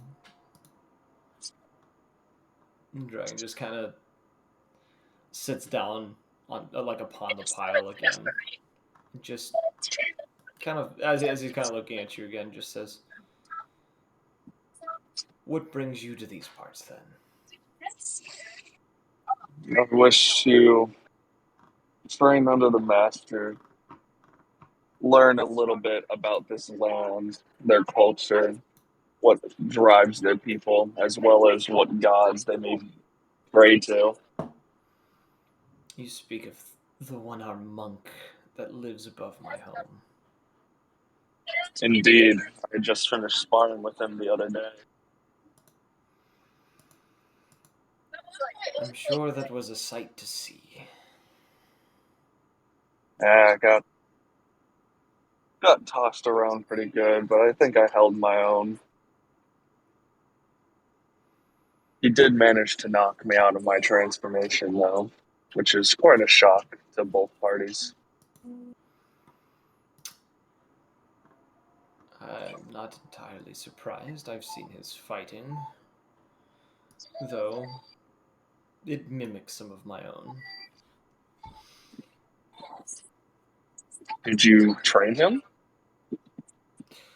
No, but he did observe me at a time fighting with another dragon, which I inevitably dragged to the depths of the sea. And once So again, you're he a kind of fourth. shows a disgust at the word. Like when he says sea, there's like a visible disgust, which is like the thought of it. Like Poseidon, huh? Quite a force to be reckoned with yourself, then. I would like to assume so, even in my young age. Don't dragons get stronger as they age, though? And the arrow kind of just tilts his head, completely oblivious to how all of this shit. I am not as old as I may seem. And I'm not as old as some who live around here. You refer to the white dragon. Yes, I am. Is he Ed? What did you say? Is Say that he again. Is he one of the strongest in this region? He's one of the ones to be worried about. Arrow he kind of scratches his head and is like, "Yeah, I really screwed up with that one then." Well, if he hasn't found you yet, you may have a chance to get away. Well, maybe if I get some training under the monk up above, I might be able to at least put up a fight with him. However, I don't think winning is an option. I'd highly recommend avoiding him, as I've done. Even with my capabilities, I can't even defeat him. Why do you avoid him? Is he is a chromatic dragon, so I'm assuming a malevolent in nature. He is manipulative and often one who operates simply on malice. any who have ever associated with him, if done long enough, have never met a very good end.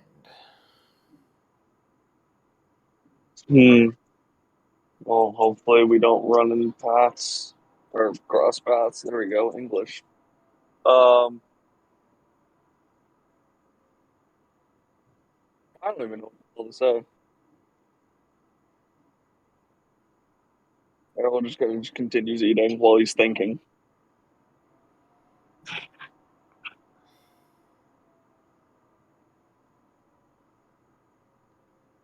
Did I cut out? No, you didn't. He kind of He's just eating. Yeah. he sits there for a moment before looking back to you and just says, "I assume you've already been utilizing the gifts I've given you."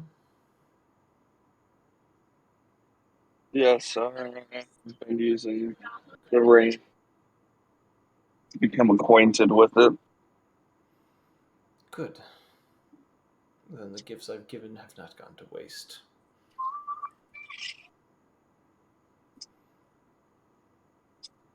Okay, I'm gonna turn to the.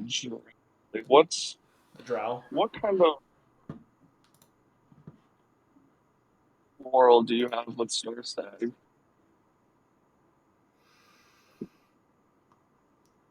I've always had a disgust for them. They've never been ones that I've been any fond of. And friends of mine, and he kind of gestures to the topaz dragon, do not enjoy the invasiveness that they bring forth. Do you wish to get involved in the war over there? No, but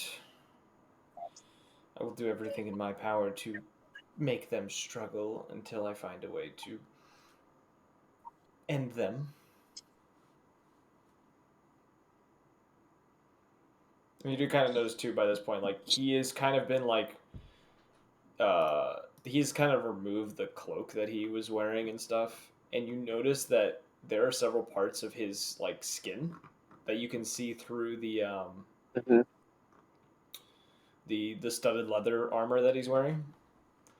That you can see some of his skin looks a bit rougher, and there are parts that some of it look a little scale-like. And you do also notice that he has a few kind of odd markings that look to be in Draconic. That are along like the very like the back of his like not the back of his, near the front of his shoulder. You can see some of these symbols peeking out from his chest plate that he's wearing. You do also notice that one of his hands, which he usually is wearing gloves, you do notice one of his Markings hands. you got there, friend? Huh? Huh? Did you say something to me? I didn't say Oh. anything. You do also notice that his hand. So he's usually wearing gloves when you've seen him. Oh. He's dying. I think he's broken. 404 machine broke. The Mexican killed him. Can you hear me, Errol? Can you hear me? Yes, I can hear you. Okay. Yeah. What I was saying, if you missed any of it, he usually was wearing gloves when you've seen him. And there he goes again. The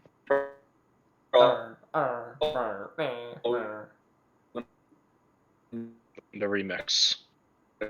Yo, somebody take this and remix it, and I'm not paying you, but do it.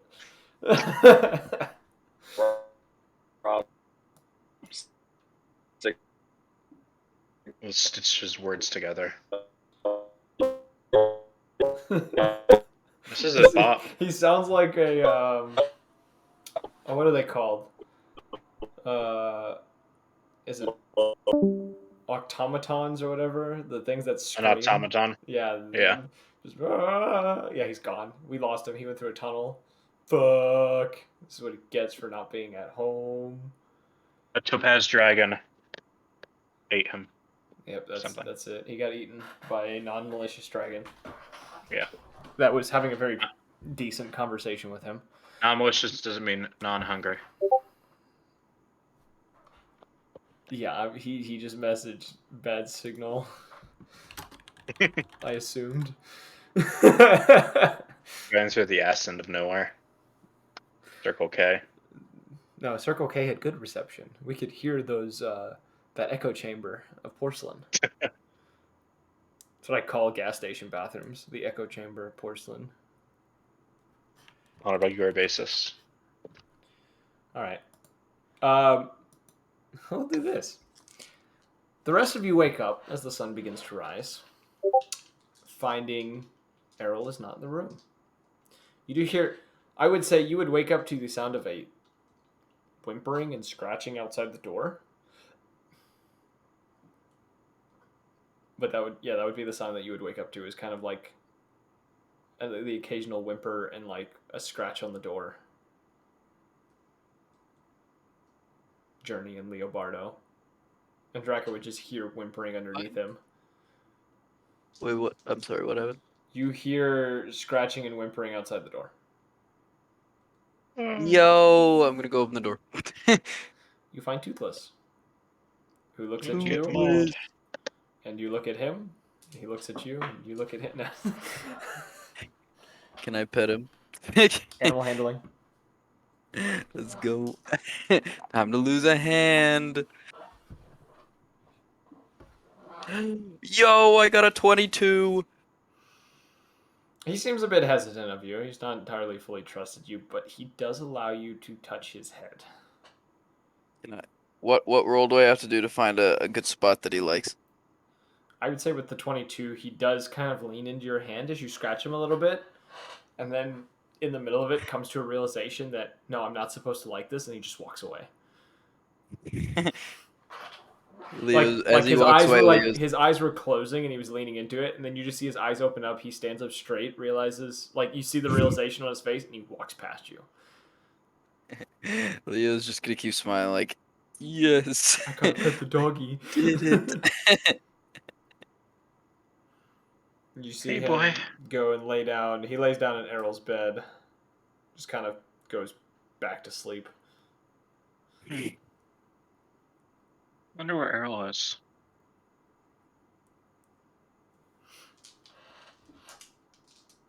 Cal and Trinket are kind of getting up at the same time. Cal's...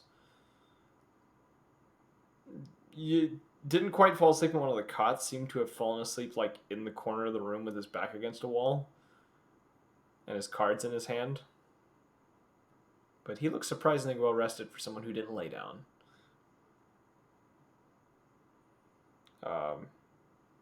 Is there any conversations you wish to have with each other as this is occurring? You guys are kind of waking up.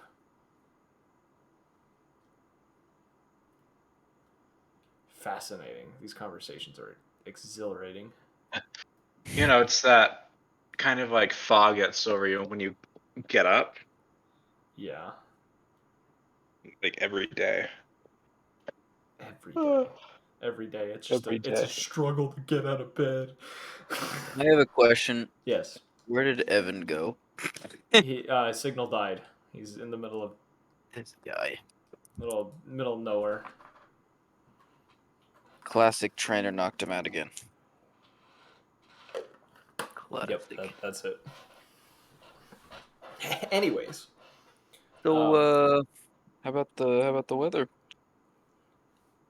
Cold. Peak of a mountain. True, that's true. Hey, Toothless, do you know where? Oh, wanting an actual answer. She'll remember to activate her charge of universal speech. Do you remember where? Do you know where Errol went? He kind of glances up at you and he kind of looks at the door and kind of lays his head back down. Yeah, I know he's not in the room. Unless he's. I look at the shadows. As you But- as you say that, like he's not in the room, you hear Toothless kind of, not like huskies will like argue with you and grumble, kind of that, just like. Fine, I'll look for him without you. He just lets out a Thanks huff and then closes. Thanks for his telling eyes. me he's not in the room. Doesn't respond. And Junior will head towards the door. I'm gonna follow Alright. Journey, because fuck it. Cal is also kind of getting up, kind of mainly wanting to get outside. It's not even the fact that he's following you guys; he just wants outside. As I'm following Journey, though, we walk out the door. I'm gonna look at Toothless right before I leave and say, "Stay cute," and point at him, and then keep walking. He doesn't react. So you guys, you get outside. Cal's with you, and Draka, you can hear them below you as you are sitting on the little awning. What would you like to do, boys and girls, as you come outside? Can I make a snow angel? Yeah, that wouldn't be that hard. You can find a place that there's snow and flomp into it. Yes. I'm gonna just keep making a snow angel until they decide where to go. I think I might be a little cold. I'm fine. Whatever floats your boat. And after all, it is frozen water. I was gonna make a little frozen water joke, but I decided against it. I'm glad you did. Lightening the mood. Good job. Should we be concerned with Errol's absence? This is Cal speaking, by the way. He's probably training with his master. Probably looking for another beating. There's a possibility, but I don't know. Feels Did off. handle him pretty well. He can. What'd you say, Johnny? I said he did handle himself pretty well in that fight. I couldn't see shit, so very glad you could, I suppose. He. Mm. I heard him talking to that helm this morning. I'm not entirely sure if he's completely all right. Already get hit in the head. No. Talking to things now. Kind of glances at you, who's still laying in the snow. Making snow angels, flopping my arms and legs. He says, if that helm is what I think it is, which I'm fairly certain it is, he was speaking to that spirit within it that allows him to transform. But he was saying, it seemed like he was talking to someone else as well. But I didn't get any indication of who.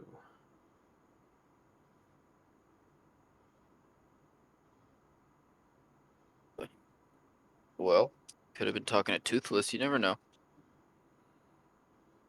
I don't think it was him, but I could be wrong. Does he have Sure. any pacts with anything or any entities that he speaks with?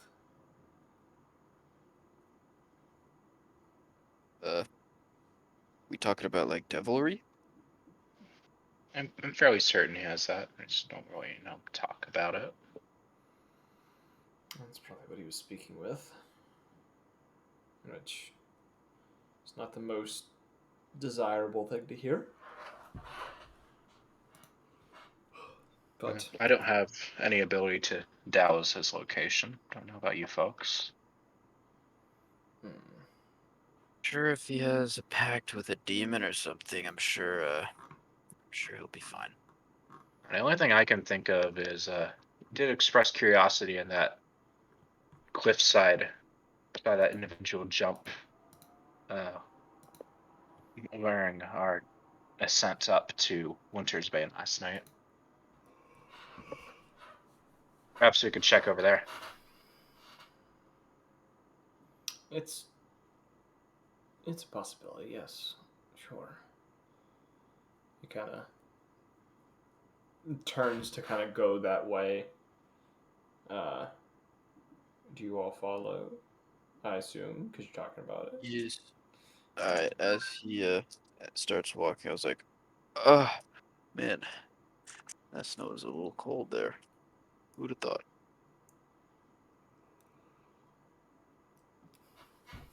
Journey, Obviously. what languages do you speak, real quick? I'm curious. And you borrow as well. Just common and infernal. Leo, what do you speak? Celestial and common. Okay. Yeah. As Cal kind of passes you, he mutters something under his breath. You've heard the language. It's Draconic. You don't understand what he said. Actually, does your universal language let you know what they say? It allows them to understand what I'm saying, not Okay. the other way around. Wanted to make sure.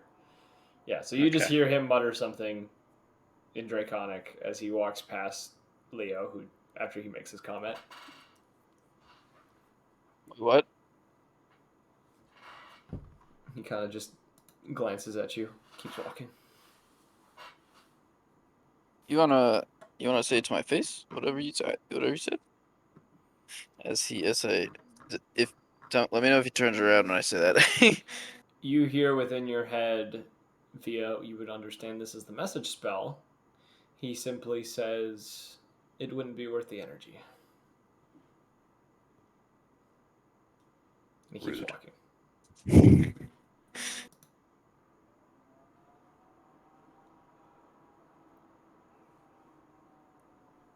Okay. Perception checks as you guys descend this mountain on a safer path to kind of get near the cliffside.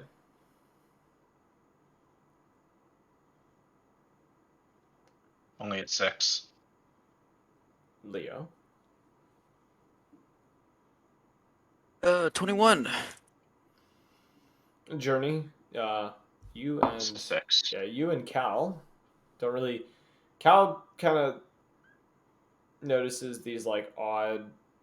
As you guys kind of get know, he kind of points out these odd like rock formations that look to be they could be walkways, but they seem to just end abruptly in spots. Leo, even though you have no experience with this, you somehow notice this.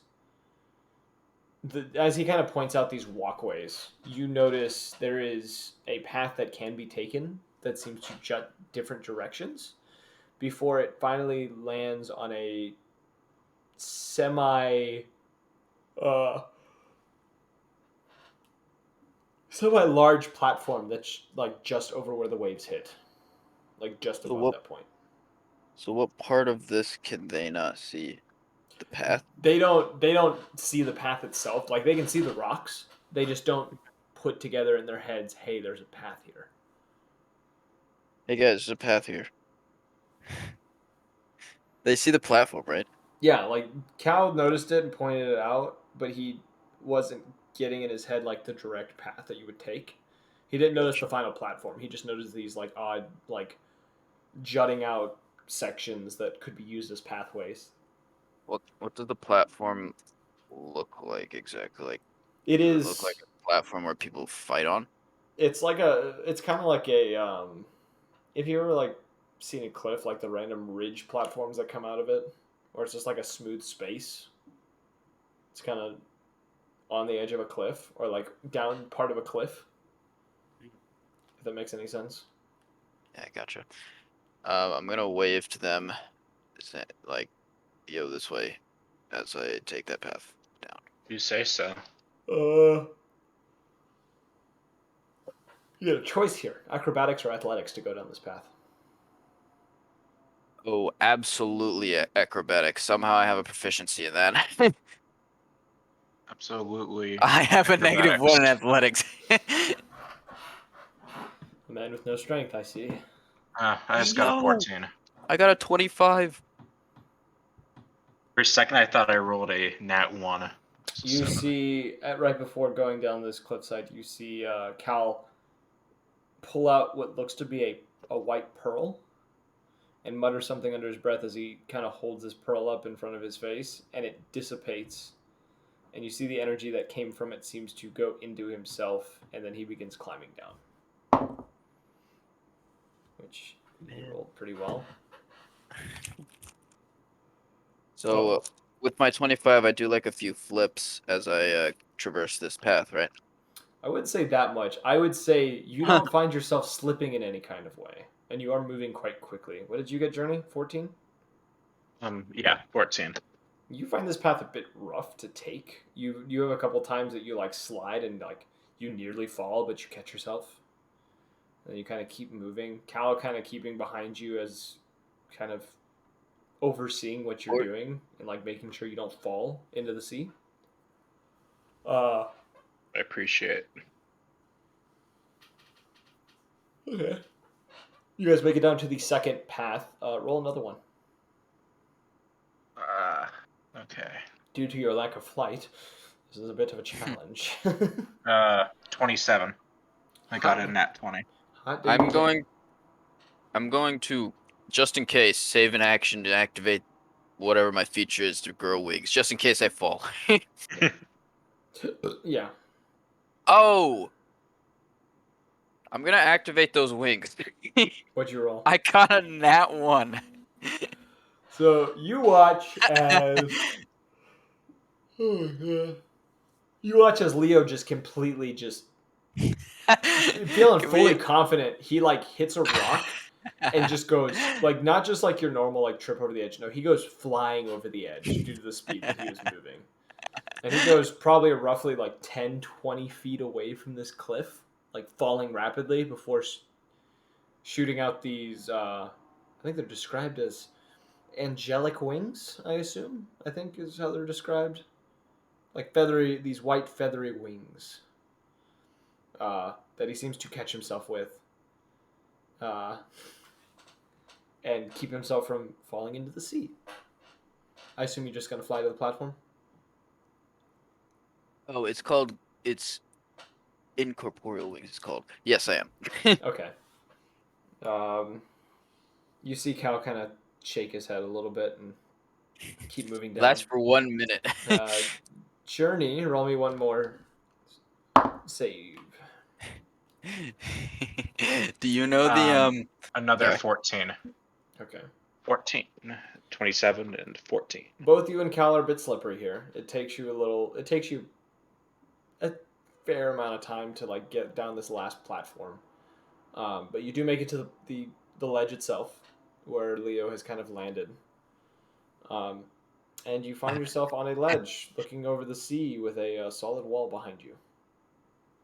When they get down there, I'm gonna be like, yeah, I meant to do that. I figured I'd probably use my wings, be safer. You know how it is. I see. Real quick, player to everyone else. You know the I'm back. Hello. He's You back. know that video of what is it called? Is that a really popular? I think it was Korean show on Netflix. Squid Game. Have you ever seen that game? Like, people were actually playing some Crab Squid game? Game. Think so. Yeah. And so some guy was like, the game was you jump on like these glass platforms. You gotta guess which one was Yeah, not that's gonna break. literally the same thing as Squid Game, but yes. Yeah, and so it was just a video of this guy watching this other guy be like jumping to one. He's like, all right, first I go right here, and then I go right here, and then I go right here. He was like jumping randomly but not falling through the glass. And then at some point, he was like, we're gonna go right here, and then he just straight up jumped off the cliff and did like a fucking cartwheel in the air. It was really funny. That's how I expected my character to fall off the cliff. Essentially, Or that's imagined. about what you did. If I can find that video, I'll send it to you. Okay. Oh, What did you say it was called? I think it's Crab Game. It's on Steam. I think it's called Crab Game. Stupid. Earl, we're back to you. We'll jump back to you real quick. You are still sitting within the cave with the topaz dragon and the drow. Mm-hmm. Yeah, I kind of heard what you were saying in and out, something about just something until Star Sag's dead, and then it just completely dropped. What the drow was saying, he said, until they are dead. And I don't remember exactly. Yeah, you can tell he is very, like, he goes into a rant a bit on kind of why he doesn't like them, and he kind of lists off just like they're just a bunch of savages who are even worse than those in the meat grinder, who just take and kill and do whatever they please. And like he goes on, it's probably a good like 5-minute rant. And there's a portion of this with where the topaz dragon kind of rolls his eyes and begins to like go through some of the items that he was like sitting over, and it's like moving things around and tinkering with stuff, like seeming to trying to be ignoring the drow. Mm-hmm. And then he kind of just like, as quickly as he started, just kind of stops. And he just kind of sits there at kind of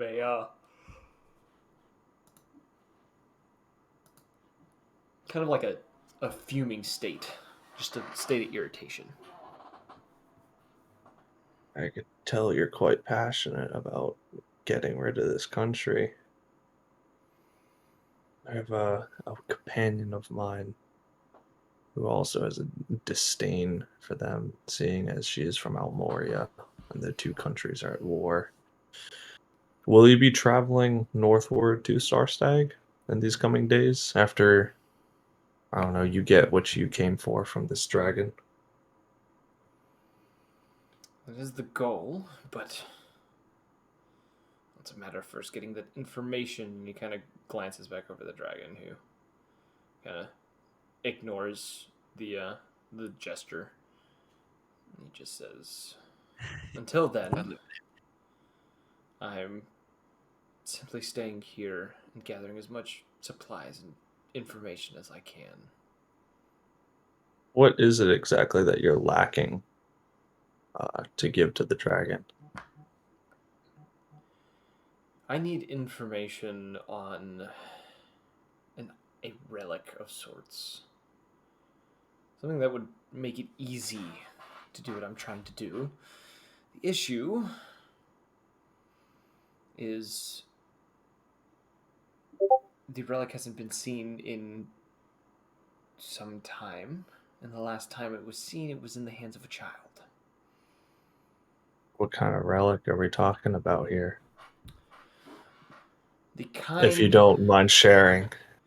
the kind that allows you to create things simply by thinking of them.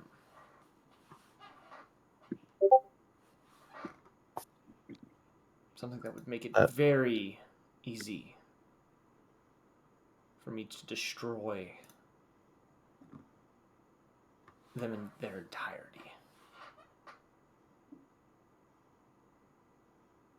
That is quite a powerful relic if it can bring whatever you think to fruition.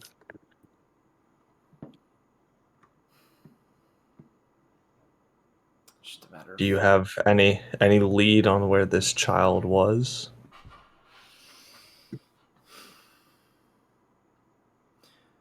My issue is that child was in Sarthstag. But I have reason to believe the ring managed to get elsewhere. A ring, you say? Yes. Hmm.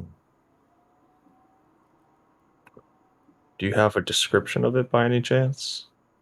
I've come across a couple users with rings, and we just ran into a beastie that was the spawn from a paladin, it seems. The only description I have is the gemstone within it looks like that of a nebula.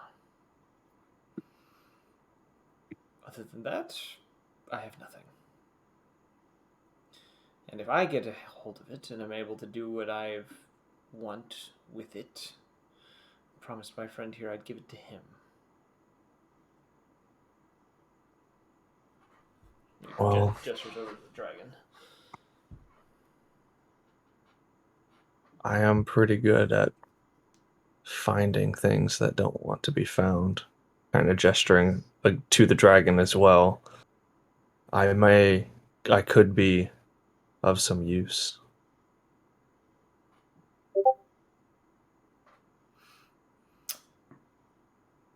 interesting offer.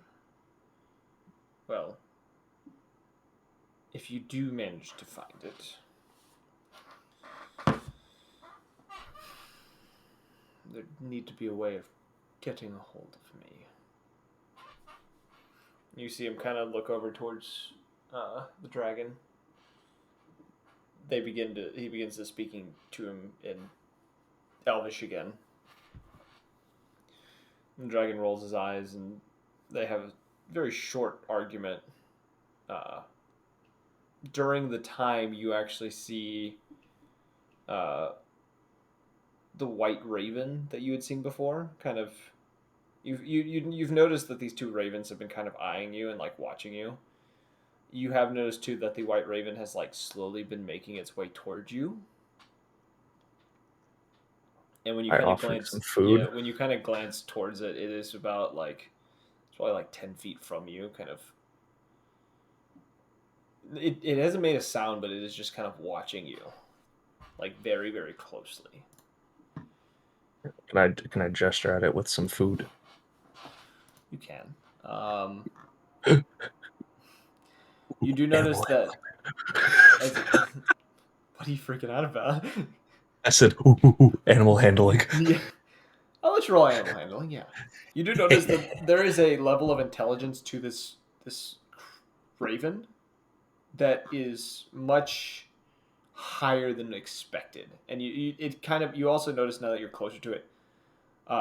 Instead of like the normal eyes that most ravens have, this one seems to have these bright, like purple eyes that seem to be like taking in details of you. I got a 16 on handling. 16. It gently approaches and it kind of like haphazardly takes the food from you and kind of like jumps a few steps back and like eats it.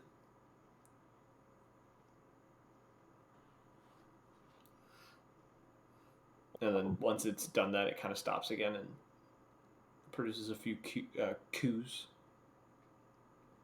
Errol will respond with his own owl coos, I guess. Can't understand them, but Yeah. I will It kinda- attempt bird to bird. It ruffles its feathers a bit, like not in any kind of like a way of aggression, but just kind of like acknowledgement of you doing this. And then it kind of looks over towards the drow and the dragon, as the dragon seems to be reluctantly pulling from his pile of things and messing around with something before handing the drow what looked to be 2 stones. And the drow kind of gives him kind of this like half bow and seems to be thanking him before turning to you and tossing you one of these stones. And he says, "This would be the best way of getting to me. And you can add to your inventory, I think they're called speaking stones or something like that. Sending stones, that's the one. Which one? There's 2. It would be the second one that says sending stones come in pairs, with each a smooth carving to match the other. So the pairs are easily recognizable. Didn't realize there were 2. What is that? Errol's it looks at the stone and goes, a rock. Kind of cocks his head. It allows you to cast the sending spell.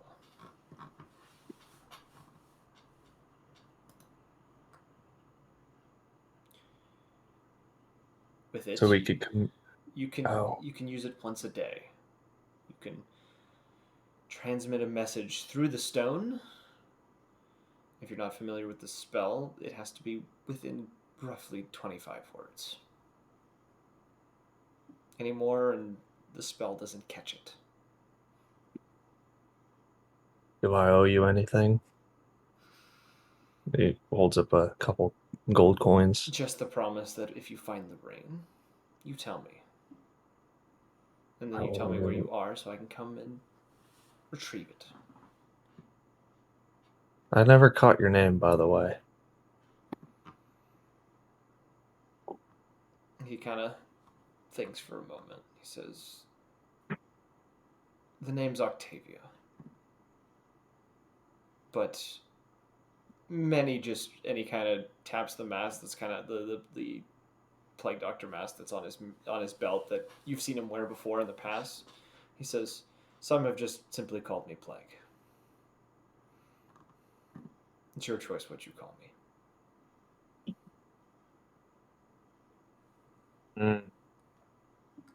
Avia or Plague. All right. Well, good to know. If I see the ring, I'll send you a message. It's greatly appreciated.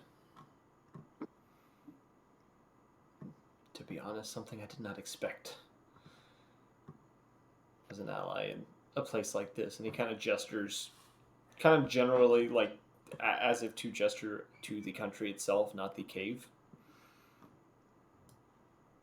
I simply a banished monk searching the world. Still have yet to find purpose, but I at least have found a party. That's all some of us can ask for.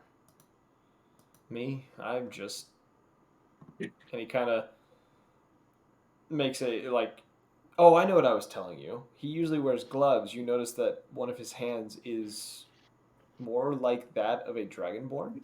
He usually has gloves on, but you now see his right hand is completely covered in a mixture of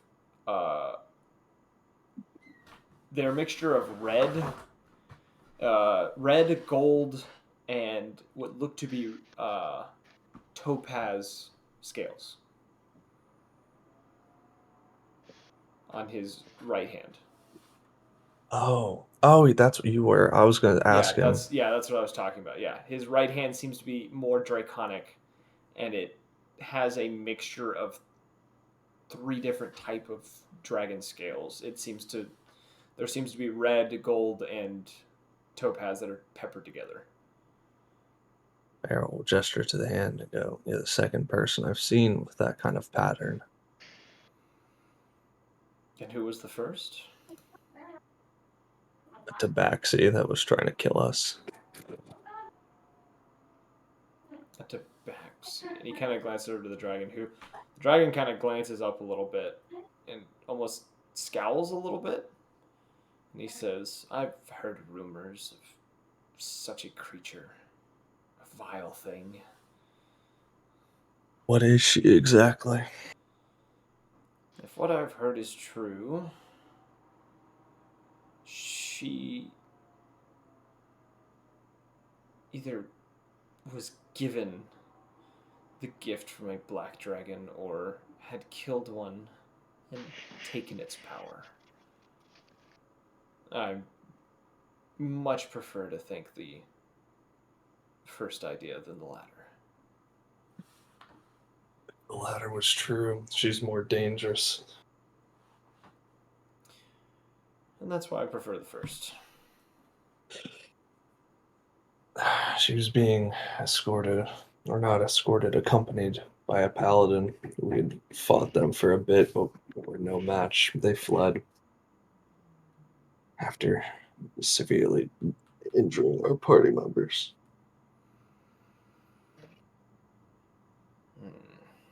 The dragon kind of glances towards you and just says, "If she's what I think she is, it's best if she dies.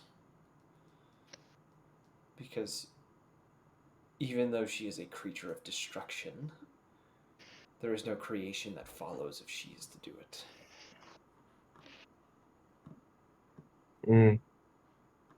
Well, I don't think I'd be capable of destroying her. However, if this white dragon keeps following me, maybe he could do it for me instead. It's a matter of knowing if she's here or not. I don't think they're here. They've left. We haven't seen them since. I wouldn't trust that white dragon anyways. It's probably a good point. I think you'd kill me first and then just let her go. Or he'd kill both of you. I think she could run better than I can.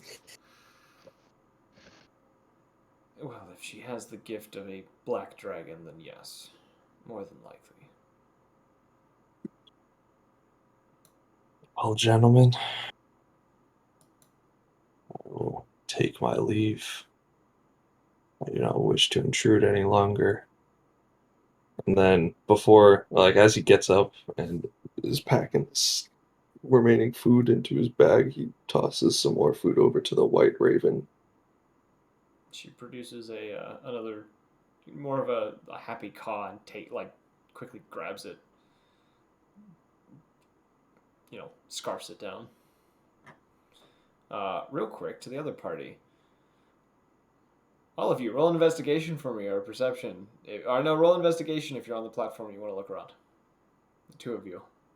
Just the two. I will, in fact, do that. 22. Wow. My favorite number, 5. You're just impressed that you got there, and you, Leo, you are still just like astonished with yourself on like how you flew off that cliff and then caught yourself just by materializing your wings. You mean did it on purpose? Porpoise? Yes. Yes. yes, of course. And you kind of glance over at Journey and Cal, who seem to be staring at this wall. Journey, you find yourself seeing discrepancies within what looks to be how the wall simply merges in such a weird way with the other stone. And upon closer investigation, you find that the wall that is merging with the other is not a real wall. And you find a cave just on the other side of it. Cave is not a natural formation. My passive perception be high enough to see them or know So they're this there? is during your conversation. So Oh. you're not to that point yet. Okay. So, Journey though, you push your way through and you find yourself like in this like makeshift tunnel. And you can hear voices at the end of this tunnel. Cal, behind you. Leo, if you choose, you can follow them in through the illusion. I will, in fact, do that. But you hear voices at the end of the corridor, which includes Errol's.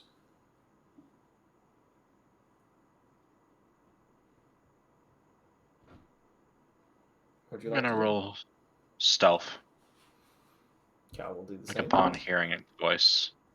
So Yeah, let's see. Cal just kind of looks back to Leo and puts a finger to his Roll lip. with advantage. Oh, we going into stealth? 21. 21. Just Why don't do you have immediately be advantage? noticed. Oh, you have the cloak. Um, You have the elven cloak. Right? No, because I have the boots of elven kind. That's right. You're silent that way, yeah. So he tells you to hush, and you see him kind of crouch a little bit, and he's very quiet. He's just as quiet as you. I got an 18 in stealth. Okay, you guys are fairly quiet going down this corridor. Errol, your passive perception is like 26, isn't it? 28. 28. Yeah. Wow, big man on canvas So, over here. As you are kind of like getting ready to like leave, you kind of glance over to the cave entrance, and you see 3 of your friends creeping towards the entrance.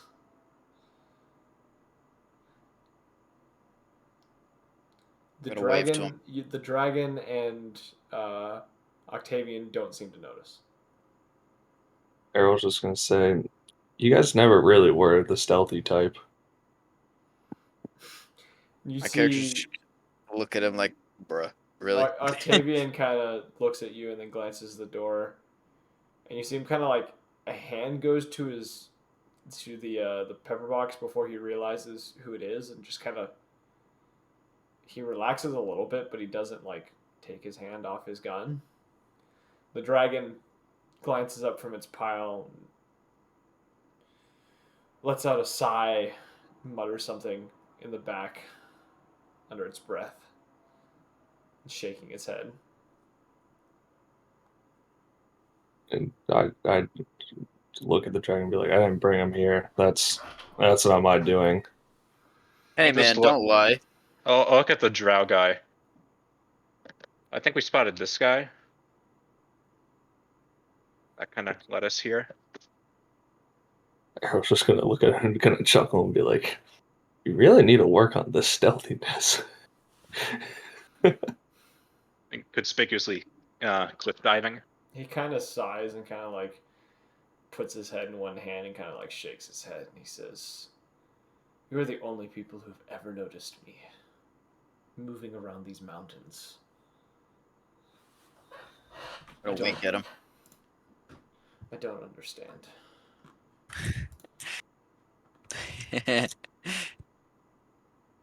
Is he gonna react to me giving him a little slight smile and winking at him in like a fucking joking manner, like, ha? What did you say? Basically, just gonna wink at him as he says no one's seen him walking around these mountains. He's not looking at you, so he does Okay. not see you do the wink. He's Oh, like okay. head in one hand, like two fingers on like a thumb and a like pointer finger like on the bridge of his nose, like you know how like people when they get stressed they like rub the bridge of their nose. He's like doing that and his like head's a little down, his eyes are closed, and he's just like looking disappointed. Gonna look at Journey and then point at him and say, "Get a load of this guy. He thinks he's hot shit." And you guys do see now that his right hand is draconic, like Errol had seen. Nice hand. So I'm guessing it's just the dragon you traded that dodecahedron for some boons. Possibly. Well, don't let Magnus know that he's down here. I think it's best he doesn't. Might, Dragon hold on. kinda, His hand, the dragon the kind of Dre's. pitches in and goes, "I would rather no one else come to my home." I was just about to take my leave. This is the literal home invasion. He's just Yo. walked into his house. Kicked in your door. What a nice crib you got here. Is my wings still present? No, they're gone by this point. Okay, just wondering. Well, I was gonna say something about his hand, but you know that time's passed. You're like within seconds of Journey making a comment. Nice hand. Like, Well, then the dragon said something, so okay, that's fine. otherwise I would have said it right after Journey said nice hand. Yeah, I was gonna go. I was just leaving. I hope I didn't wake you guys up. I was gonna make a joke about. You said his hand was like demonic or whatever. I was gonna No, make a joke. draconic. Draconic. Whatever. It sounds demonic. I was gonna make a joke that Magnus was gonna try to bargain with it with his hand. Try to break back. I don't know, something else. All right. Errol's as he's leaving, Errol's gonna be like, "How did you get that arm, anyways?" Many deals with many dragons. Man, we just love making I deals got around out of here. it as one lousy arm. It's not the only thing that I got from them. The two birds part of the package as well. They found me long ago. They got names. He gestures to the white one, who, as he does, kind of takes off and like lands on his arm, makes itself comfortable on his shoulder, and he says, "I call her Mirror due to one of the abilities she has." And he gestures to the black one, which you've seen a couple times, that its appearance almost seems smoky. He just says, "I call him Smoke." Smoke and mirrors. Very clever. That's all that we're good at, to be honest. A lot of illusions to keep people off our backs. Well, I guess we know that the Tabaxi lady's probably also in a pact with one or more dragons to get her whole countenance looking like the way it was. I believe she only has something with a black dragon. Oh, a black I, dragon. On the other hand, have met a couple None of which I've never met a black dragon, but I did, for a brief time, bargain with a red dragon. Hey, Errol, you want to ask your dragon friend over there if he might know of any black dragons that this tabaxi friend of ours might serve? I was already asking them about it. Kind of pitches out, like, kind of speaks up from the back or whatever, like, by this pile of just, like, random stuff. And he says, I do not personally know any black dragons. I know there's one in Almoria, but I believe the tabaxi does not serve him. Pretty sure the Tabaxi's more from Star Sag, if anything.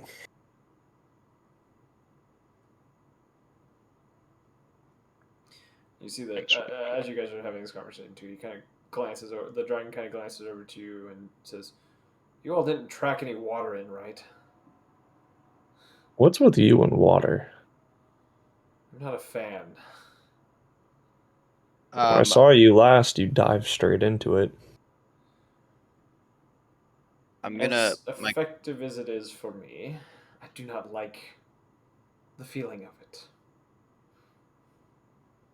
I much prefer the dry, but it does supply me with a more difficult way of getting in here.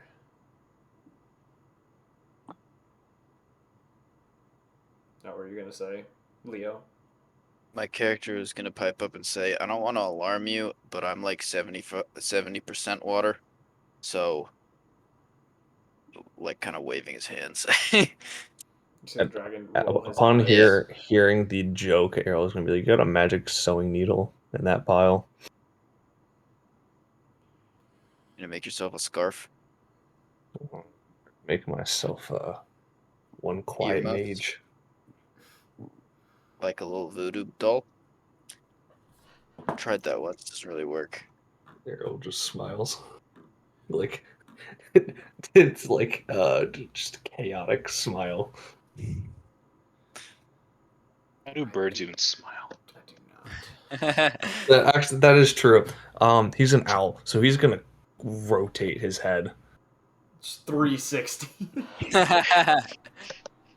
You do notice though that you did bring in a bit of water, like that was on you guys, and as he kind of takes a few steps towards you all, and you see him kind of wave a hand, and all the water that was on your clothing and everything just disappears. And then the dragon goes back to his pile of stuff.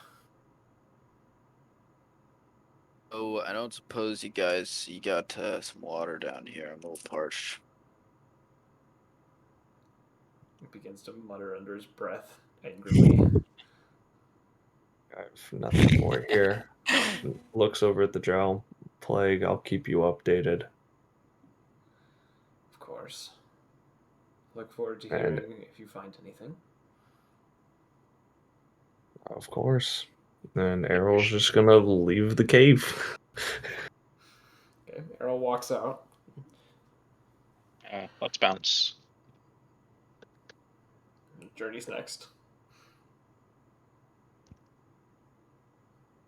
Leo, Oh, what? what you doing? Uh.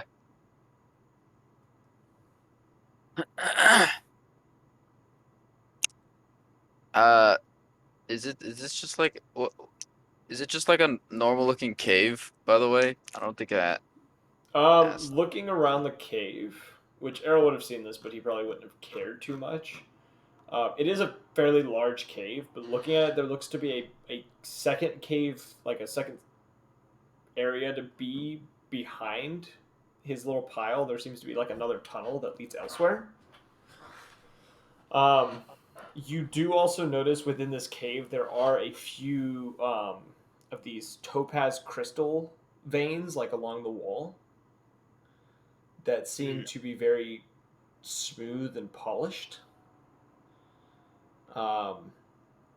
As well as a few kind of these topaz spires that seem to extrude from various parts of the ceiling. And they only go about, they're probably only like 2-3 feet in length. but you do also notice these little spires have little like bits of necrotic energy built up in them Necrotic. that seem to be like it looks like a almost like a smoke cloud trapped within like the tips of these spires. All right. I'm just gonna follow everyone else as we're walking out. I'm gonna say to the dragon, I know we got off on the wrong foot, but you do. I apologize, but you do have a very nice uh house here. As we're walking, as I'm walking with them, I assume to the exit. He doesn't respond, but as you kind of glance back, he does seem to almost nod a little bit. But he's more of watching you guys. Like he makes a movement that's similar to a nod, but like he's more watching you guys leave. Okay, who wants to climb up this cliff the least? Well, I kind of, exhausted myself Shut up. flying down And then here. I'll take his Errol's hand gonna. and then cast Dimension Door to get us back up on top. Oh, Leo and I was just gonna whisper to you, Journey, and be like, "You want to polymorph into something smaller, and I can take you up, and we can leave him." I'm just gonna Dimension Door. That's gonna leave him. Okay, so you dimension Wait, door can I up. do a counter spell? You can. Yes. What level are you? How do I use it? What level are you using counterspell at? I'm gonna just. I don't intend on really getting into a fight until we go to sleep. So I'm just gonna do 5th level. Yeah, Journey, you go to cast a spell, and you watch as How Leo does- in front of you makes a gesture and mutters something, and your spell doesn't go off. Dumbass. My character's gonna go like, oh, fuck, sorry, blipped out. It slipped out. You want to take up that offer, Journey? Hey, what's the range on Counterspell? That's a good 60 question. feet. 60 feet. Hey, Arrow, if you push him off a cliff, he shouldn't be able to Counterspell me anymore, right? Errol's gonna hear this and I'm gonna cast invisibility. pop into. I haven't finished my turn. I'm popping into Journey's shadow. I'm Metal. popping out of your shadow, Leo, and I'm hitting you with stunning strike. What does that do? It stuns you. Roll a con save for me. Me? Yes, you. Okay. Oh, I got a 16. 16. Does that pass? Let me see.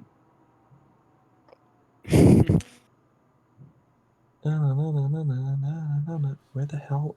Oh, nope. 17. Haha. You have a searing white pain shoot through your body, and you are unable to move. Can I still cast my counter spell if I use the feature to make it so that I don't need to speak or do anything for it? Yeah. To just like think it. Yeah, you could. Yeah, you can do that. I'm gonna wait for him to cast another spell. Should I kick him off the edge? You can't even know I'm doing this. No. I'm just I'm stunned you, so you're just kind of motionless, and you're like, I'm looking at Journey. And go, should I kick him off the edge now? He's a mage. He doesn't exactly require the semantic incantation to cast Counterspell, so could just knock him off. All right, Errol's just gonna kick him. Athletics check. Athletics or acrobatics? You can't roll against it. Let me check something real quick. If I check stunned, you automatically fail any strength or dex saves. Yeah, you push him off the cliff.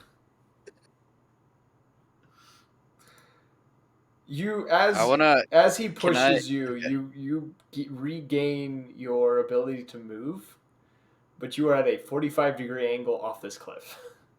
As I'm being pushed before I regain my ability to move, like while I'm still stunned, can I cast a spell without using my feature thing without saying a word or anything? Oh wait, shit. Never mind. This so it requires me to say something. Never mind.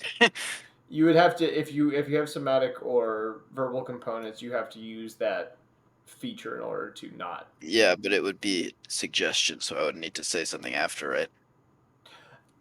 Technically, if you remove the somatic, you can just What does the spell say? Actually,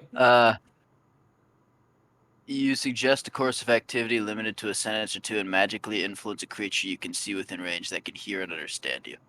yeah. So it wouldn't work for that because you need the verbal component for that. So never mind. Yeah, you would not be able to do that. Or you're gonna cast like fireball or something. Some kind of suggestion on Journey to have him jump off the cliff too. I would have done it on you, but you can fly. Yeah, you go falling towards the ocean though. Yeah, can I Yeah, do an cast it. acrobatics check or something? Acrobatics to see if you can catch a ledge. Okay. Oh, I got a fucking 24. You somehow, against all odds, manage to catch an edge as a wave slams up into the rocks, and you are drenched, and you are freezing cold. Can I get a Constitution saving throw from you real quick? You sure can. Oh, 8. Okay. You are going to take 5 points of cold damage as you are freezing to death. When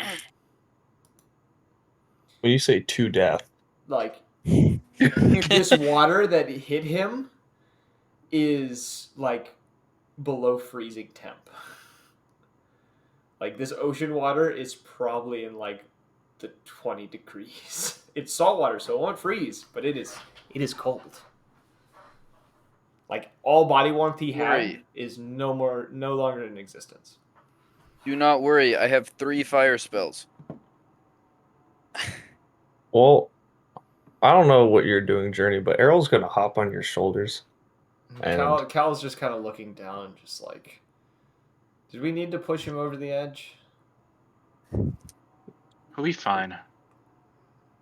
he's supposed to be the better bard. He should be able to get out of this. And get out I did. Holding a finger up. Still shivering. Hey, Leo, how many feet away are you? At least 2. You fell Yes, probably. you have at least 2 feet. You I'm fell, asking like, how many feet away you are. You fell like 20 feet. Oh, You far are enough. from the ocean itself, where the waves are crashing. You are probably about 30 feet above where the waves are hitting. Every time a wave hits, you are getting splashed. I want to cast suggestion now. Okay. On Journey. Okay. Okay. What? All right. And what level can I even do it at? I think it has to be the 1 level, if I'm not mistaken. Where the hell even are you? There you are. Yep. I think Don't at worry, higher Journey, levels, I'm already I think on at your higher levels shoulders. you can increase duration. No, like it doesn't even give me the option to cast at higher levels. Does not. I thought it nope. did. Oh, I guess not. Never mind. Anyways. How does this work? Make a wisdom saving throw. Okay.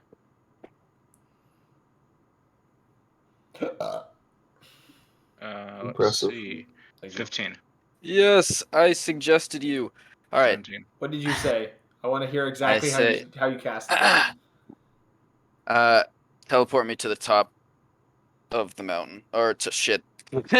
Teleport me to safety at the top. Journey, you are compelled to rescue him. Can Errol being on his shoulders stop it? You would have to find a way to end the spell. Does he even know I casted the spell? I'm gonna bite Journey's hand with my beak. Ow. Roll a wisdom saving throw, Journey. And Not even worse. got even Okay. worse. Yeah, you're still you're still I'll suggested. jump. Okay, I jump and land on his head. On my head? Yes, like Mario, because I have to be in physical contact if you use Dimension Door. And Fair then you enough. dimension door. Yeah. Arrow, you find yourself floating in midair for a moment. You have been left behind. All right, I'm gonna fly up to Cal and be like, "You need a lift?" And Leo just ends up face first in the snow Yes. at the top.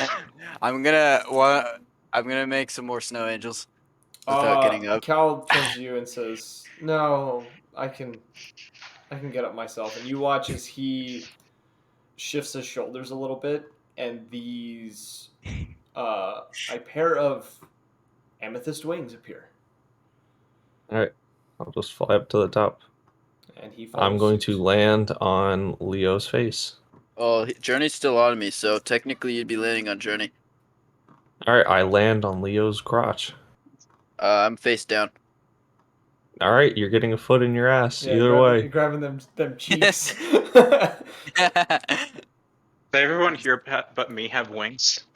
Yeah, you see as Cal follows after him these, and they're not like your traditional wings. These amethyst wings he has seem to just be shards of crystal like amethyst that are that are floating by each other, but they don't seem it doesn't seem possible that these wings should work. They also seem to be Looking held together sharp through there. some sort of telekinesis of sorts, or some kind of psychic force that's holding them together. Okay, now that we're done with those tomfoolery, why don't we head back and maybe Errol can get in his practice and I can go back to sleep.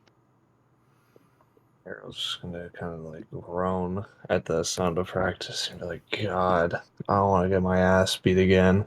Why did we come here? You knew that you'd have to practice. You'd think you'd just automatically be a great monk. I've already gone through training. I'm fully aware of what to expect. Doesn't mean I'm any more happy about it. I'm more astonished at the fact you thought you'd come here and then he'd give you a great secret. And then we'd I be on our wasn't way. expecting him to. I thought I was going to lose an arm. There's still room for that. Yeah, and there's still room for that needle in your mouth. In my mouth.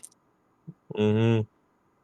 What is a needle in my mouth gonna do? I thought you wanted to sew it shut. It has to be on the outside. Cal is You think walking I was away. just going to sew it shut? No, I'm going to put something in there. Maybe a little you grub. see Cal shake his head and he just walks off.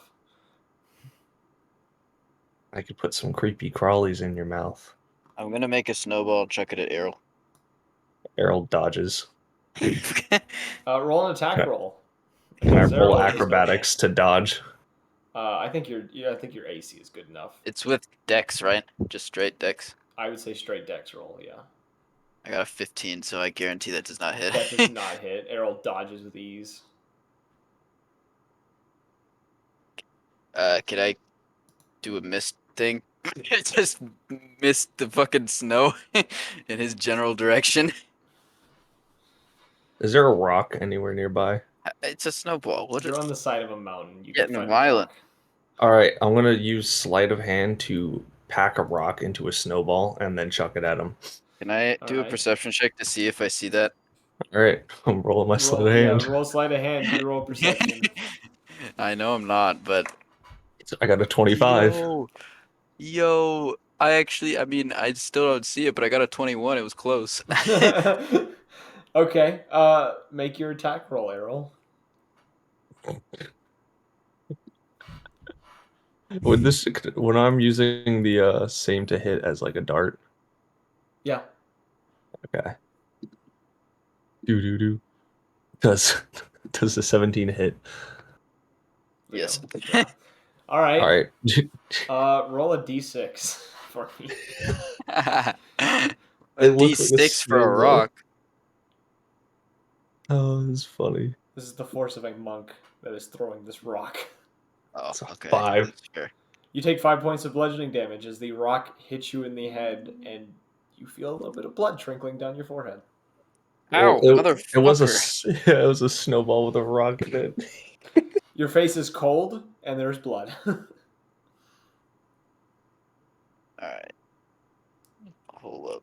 I want to make sure this doesn't do too much damage. Ooh, yeah. Never mind. It's going to do a fuck ton of damage. It's going to do the Rowleth and them Psychic Lance on lowest level, but that shit on lowest level to 76. Yeah, I'm pretty sure you hit the tabaxi with that Bro, at lowest level. I throw a rock and your response is, let me I use thought my it would- strongest I spell. thought I forgot. I thought the lowest spell I could do it on was a level 1. I didn't remember it was all the way at level 4 because I thought it would just do a 1d6. All right, Just- let's see Most what prank level 1 gets spells. killed. What level 1 It's, you spells literally can I do? you're pulling a Pearl Harbor, you know. We take out a couple boats and you drop the sun on me. Twice. Yeah, God twice. damn. My lowest fucking attack is a 2d6. Yeah. Man, that's- By this point, you all see that I Cal would is have like wandered off. halfway back up the mountain. I would have chucked the snowball and just walked off. All right. I made my point. So you're following I, after Cal journey. Yeah, Can I'm just I watching this nonsense go on. can I throw such a huge insult at him that he takes psychic damage? You can do what is your spell that you have? Do you have that spell? vicious mockery. Do you have No, I vicious don't. mockery? Then you can't. I was so close to getting it, but I was like, nah. What kind of bard are you? Don't have vicious mockery? What the hell? I was debating on it, okay? Errol's gonna call for the Ripper. You know, it's pretty Whoa. cold out. I think Andraka might be dead. Oh Can I, shit! can I cast light on his like nose? On his beak to blind him? I think you have to touch him. No, I know. Technically, the spell light Can I does touch allow him with you. Mage Hand? No.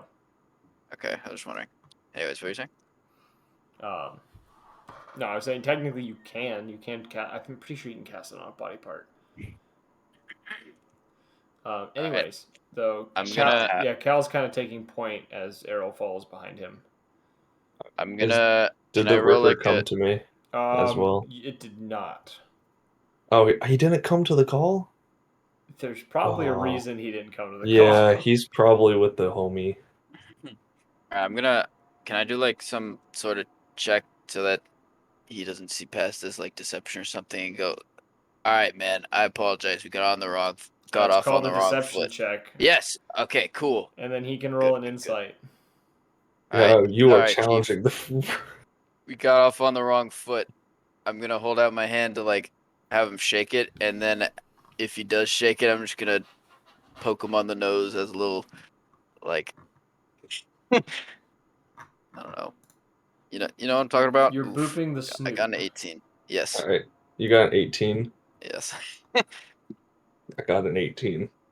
Oh, fuck. Who wins? Wait, even if I do, okay, I'm still gonna go through with it. I'll just. Do I know or have some You would have an idea of that what he's is gonna planning happen? something. You don't know exactly what he's doing. All right. I reach out my hand as well. Shake your hand, and then I'm gonna just boop you on the snoot, just a little, a little love tap, and cast a light on it, onto your snoot. Errol, would you let this Would happen? I be able to react quick enough while he's tapping me? Oh wait, it's a dex of an 18. Oh, there you go. Saving check or whatever.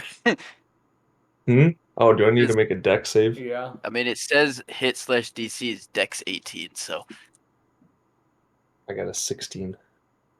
yes, your snoot is lit. All right. Can I boop him as well?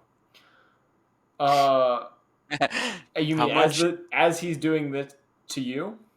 Yeah. Yeah, I'll let you do it. All right, cool. I cast darkness on his face. Ah, this is a Can I two-way roll street. a dex? Can I roll a dex? There is no deck save. You Yeah, now for have darkness, darkness on you. he can center it on you. So What? And it like centers on me as I move too. Mm-hmm. What? And there's no save for that? What the hell No. is that? Revenge. You hear Justice. Cal mutter something in Draconic again, kind of irritated. Oh wait, I could have cast counterspell, couldn't I?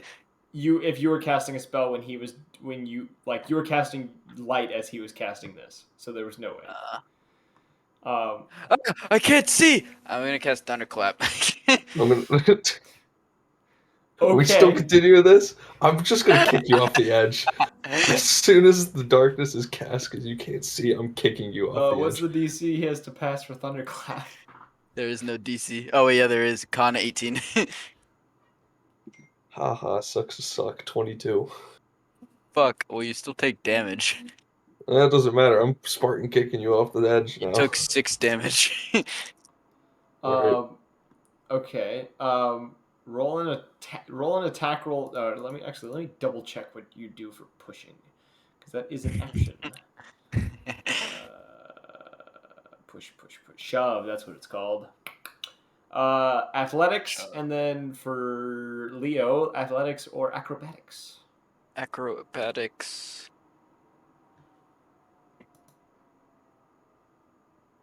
Dude, my negative modifier is really Got a- fucking me. 14. You're gonna be pissed. You got 16 with a -1 Oh my modifier. god! So you push Leo, and he Can I falls over a ledge. cast Mage Hand as I'm falling to try and grab him and pull him with me? You can't see me. I know you're. I You don't think kicked I me. can use it Mage Hand doesn't offensively. work that way because you wouldn't be able to Oh. move him. Mage Hand can only move 30 pounds. Arrow's a little heavier than 30 pounds. Damn it. But you find yourself falling. You can't see where, but you are falling. Suggestion again. Okay. All right, Wisdom 18. Who are you casting it on? Arrow. Arrow? Is it a wisdom saving throw? Yes, You're wisdom challenging a saving monk throw. in saving No, throws. I know. It's not. That is a I mean, bad I have idea. to do it anyway. I must 19. do it anyway. You pass. Fuck. Yeah. I'm a monk. The only thing I know about monks is we're really good at What were saving you going to throws. say? What were you going to say when you were falling? Like to try to Save me. cast this? Save me! You watch as he falls probably a good 40 feet. Oh, fun. Once he's out of the 60-foot range, darkness will disappear. Yeah, he falls. He does go out of your range, so the darkness does disappear as he disappears into a snowbank. You will take 3 points of bludgeoning damage from the fall. Is it Leo? 3?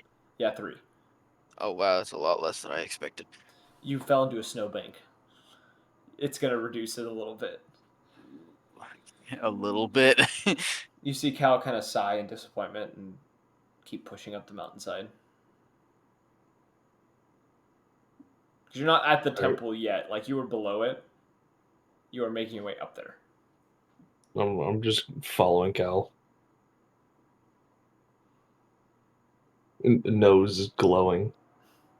Journey, what are you doing? This is the dumbest thing. So she decides at this point just to head back to the monastery Okay. and hang out with Trinket. All right. So the 3 of you leave Leo in the snowbank at the bottom of a cliff. You guys return to the room.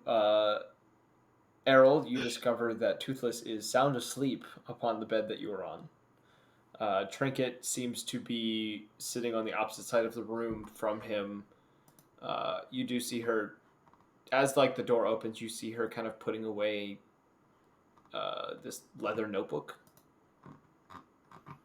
kind of sliding it into her bag as you guys kind of enter the room. She kind of glances up at all of you as you kind of slowly make your way in. Well, that sure was something. How long until I show up? I would say it probably takes you about 30 minutes to get up there. Errol's just gonna... Do I have anything to just heal myself 6 points? Oh yeah, as I go, can I You heal could myself ask, as well? You could ask Cal.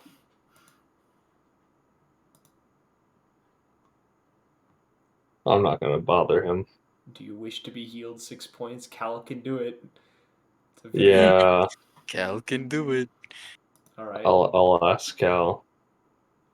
Cal heals you for 9, so you're good. Let's go.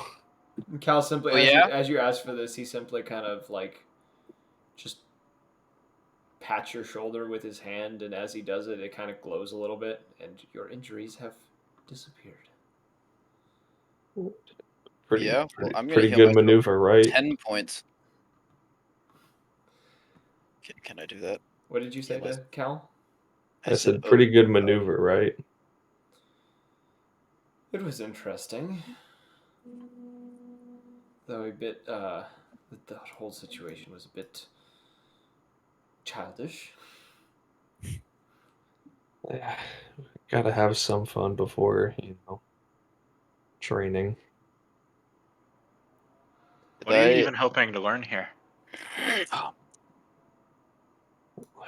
I'm trying to learn from their people, seeing as how they're all relatively strong-willed. You aren't a Goliath. Surely their techniques are more towards those of that sort of frame. Yes, but they're a monk. Size and stature is not necessary. It is less on brute strength and more on maneuvering. Fair enough.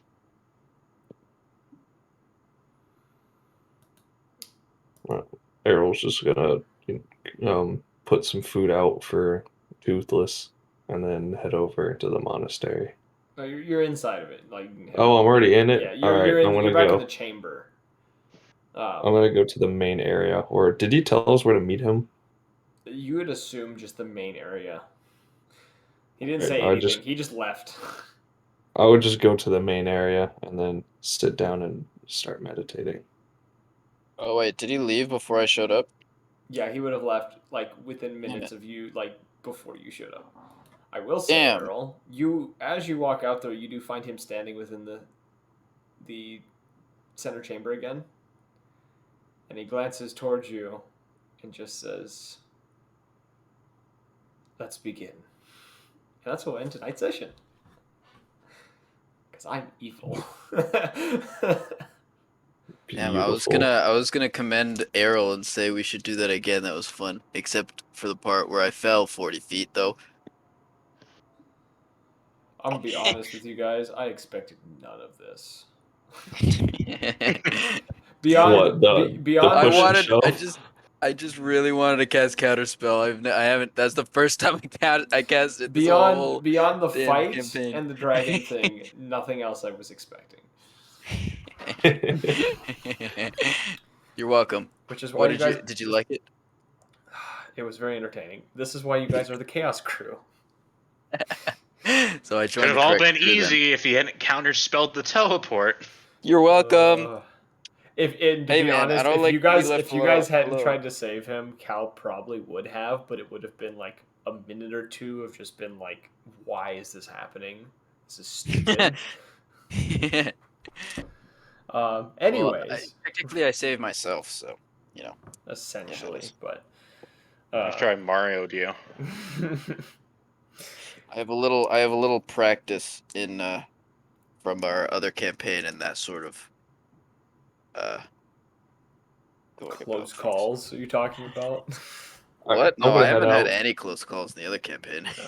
Well, real quick, we'll end the stream. So we hope you guys enjoyed. If you did, follow, and you want to catch us in future episodes, whether this group, other groups, or other campaigns, follow the Twitch, turn on those notifications, join the Discord where you can talk to us and others within our community, as well as possibly, if we ever get this community big enough, possibly join in maybe one-shots or other events that we may do in the future. And the third way is to follow the Twitter, turn on those notifications there, where I try to post on the days to confirm that we are having a stream. I try to do it several hours before, somewhere between the hours of 9 o'clock and 4 in the afternoon. It just depends on the day. And if you want to catch up on previous episodes, there's a YouTube page that is attached to the Twitch and the Discord, where we keep all of our episodes organized in very well curated playlists, so you can listen to the episodes in order from beginning to current or beginning to end, depending on if the campaign is still going on. And as always, we hope you guys enjoyed and hope to see you all in the next one. Peace.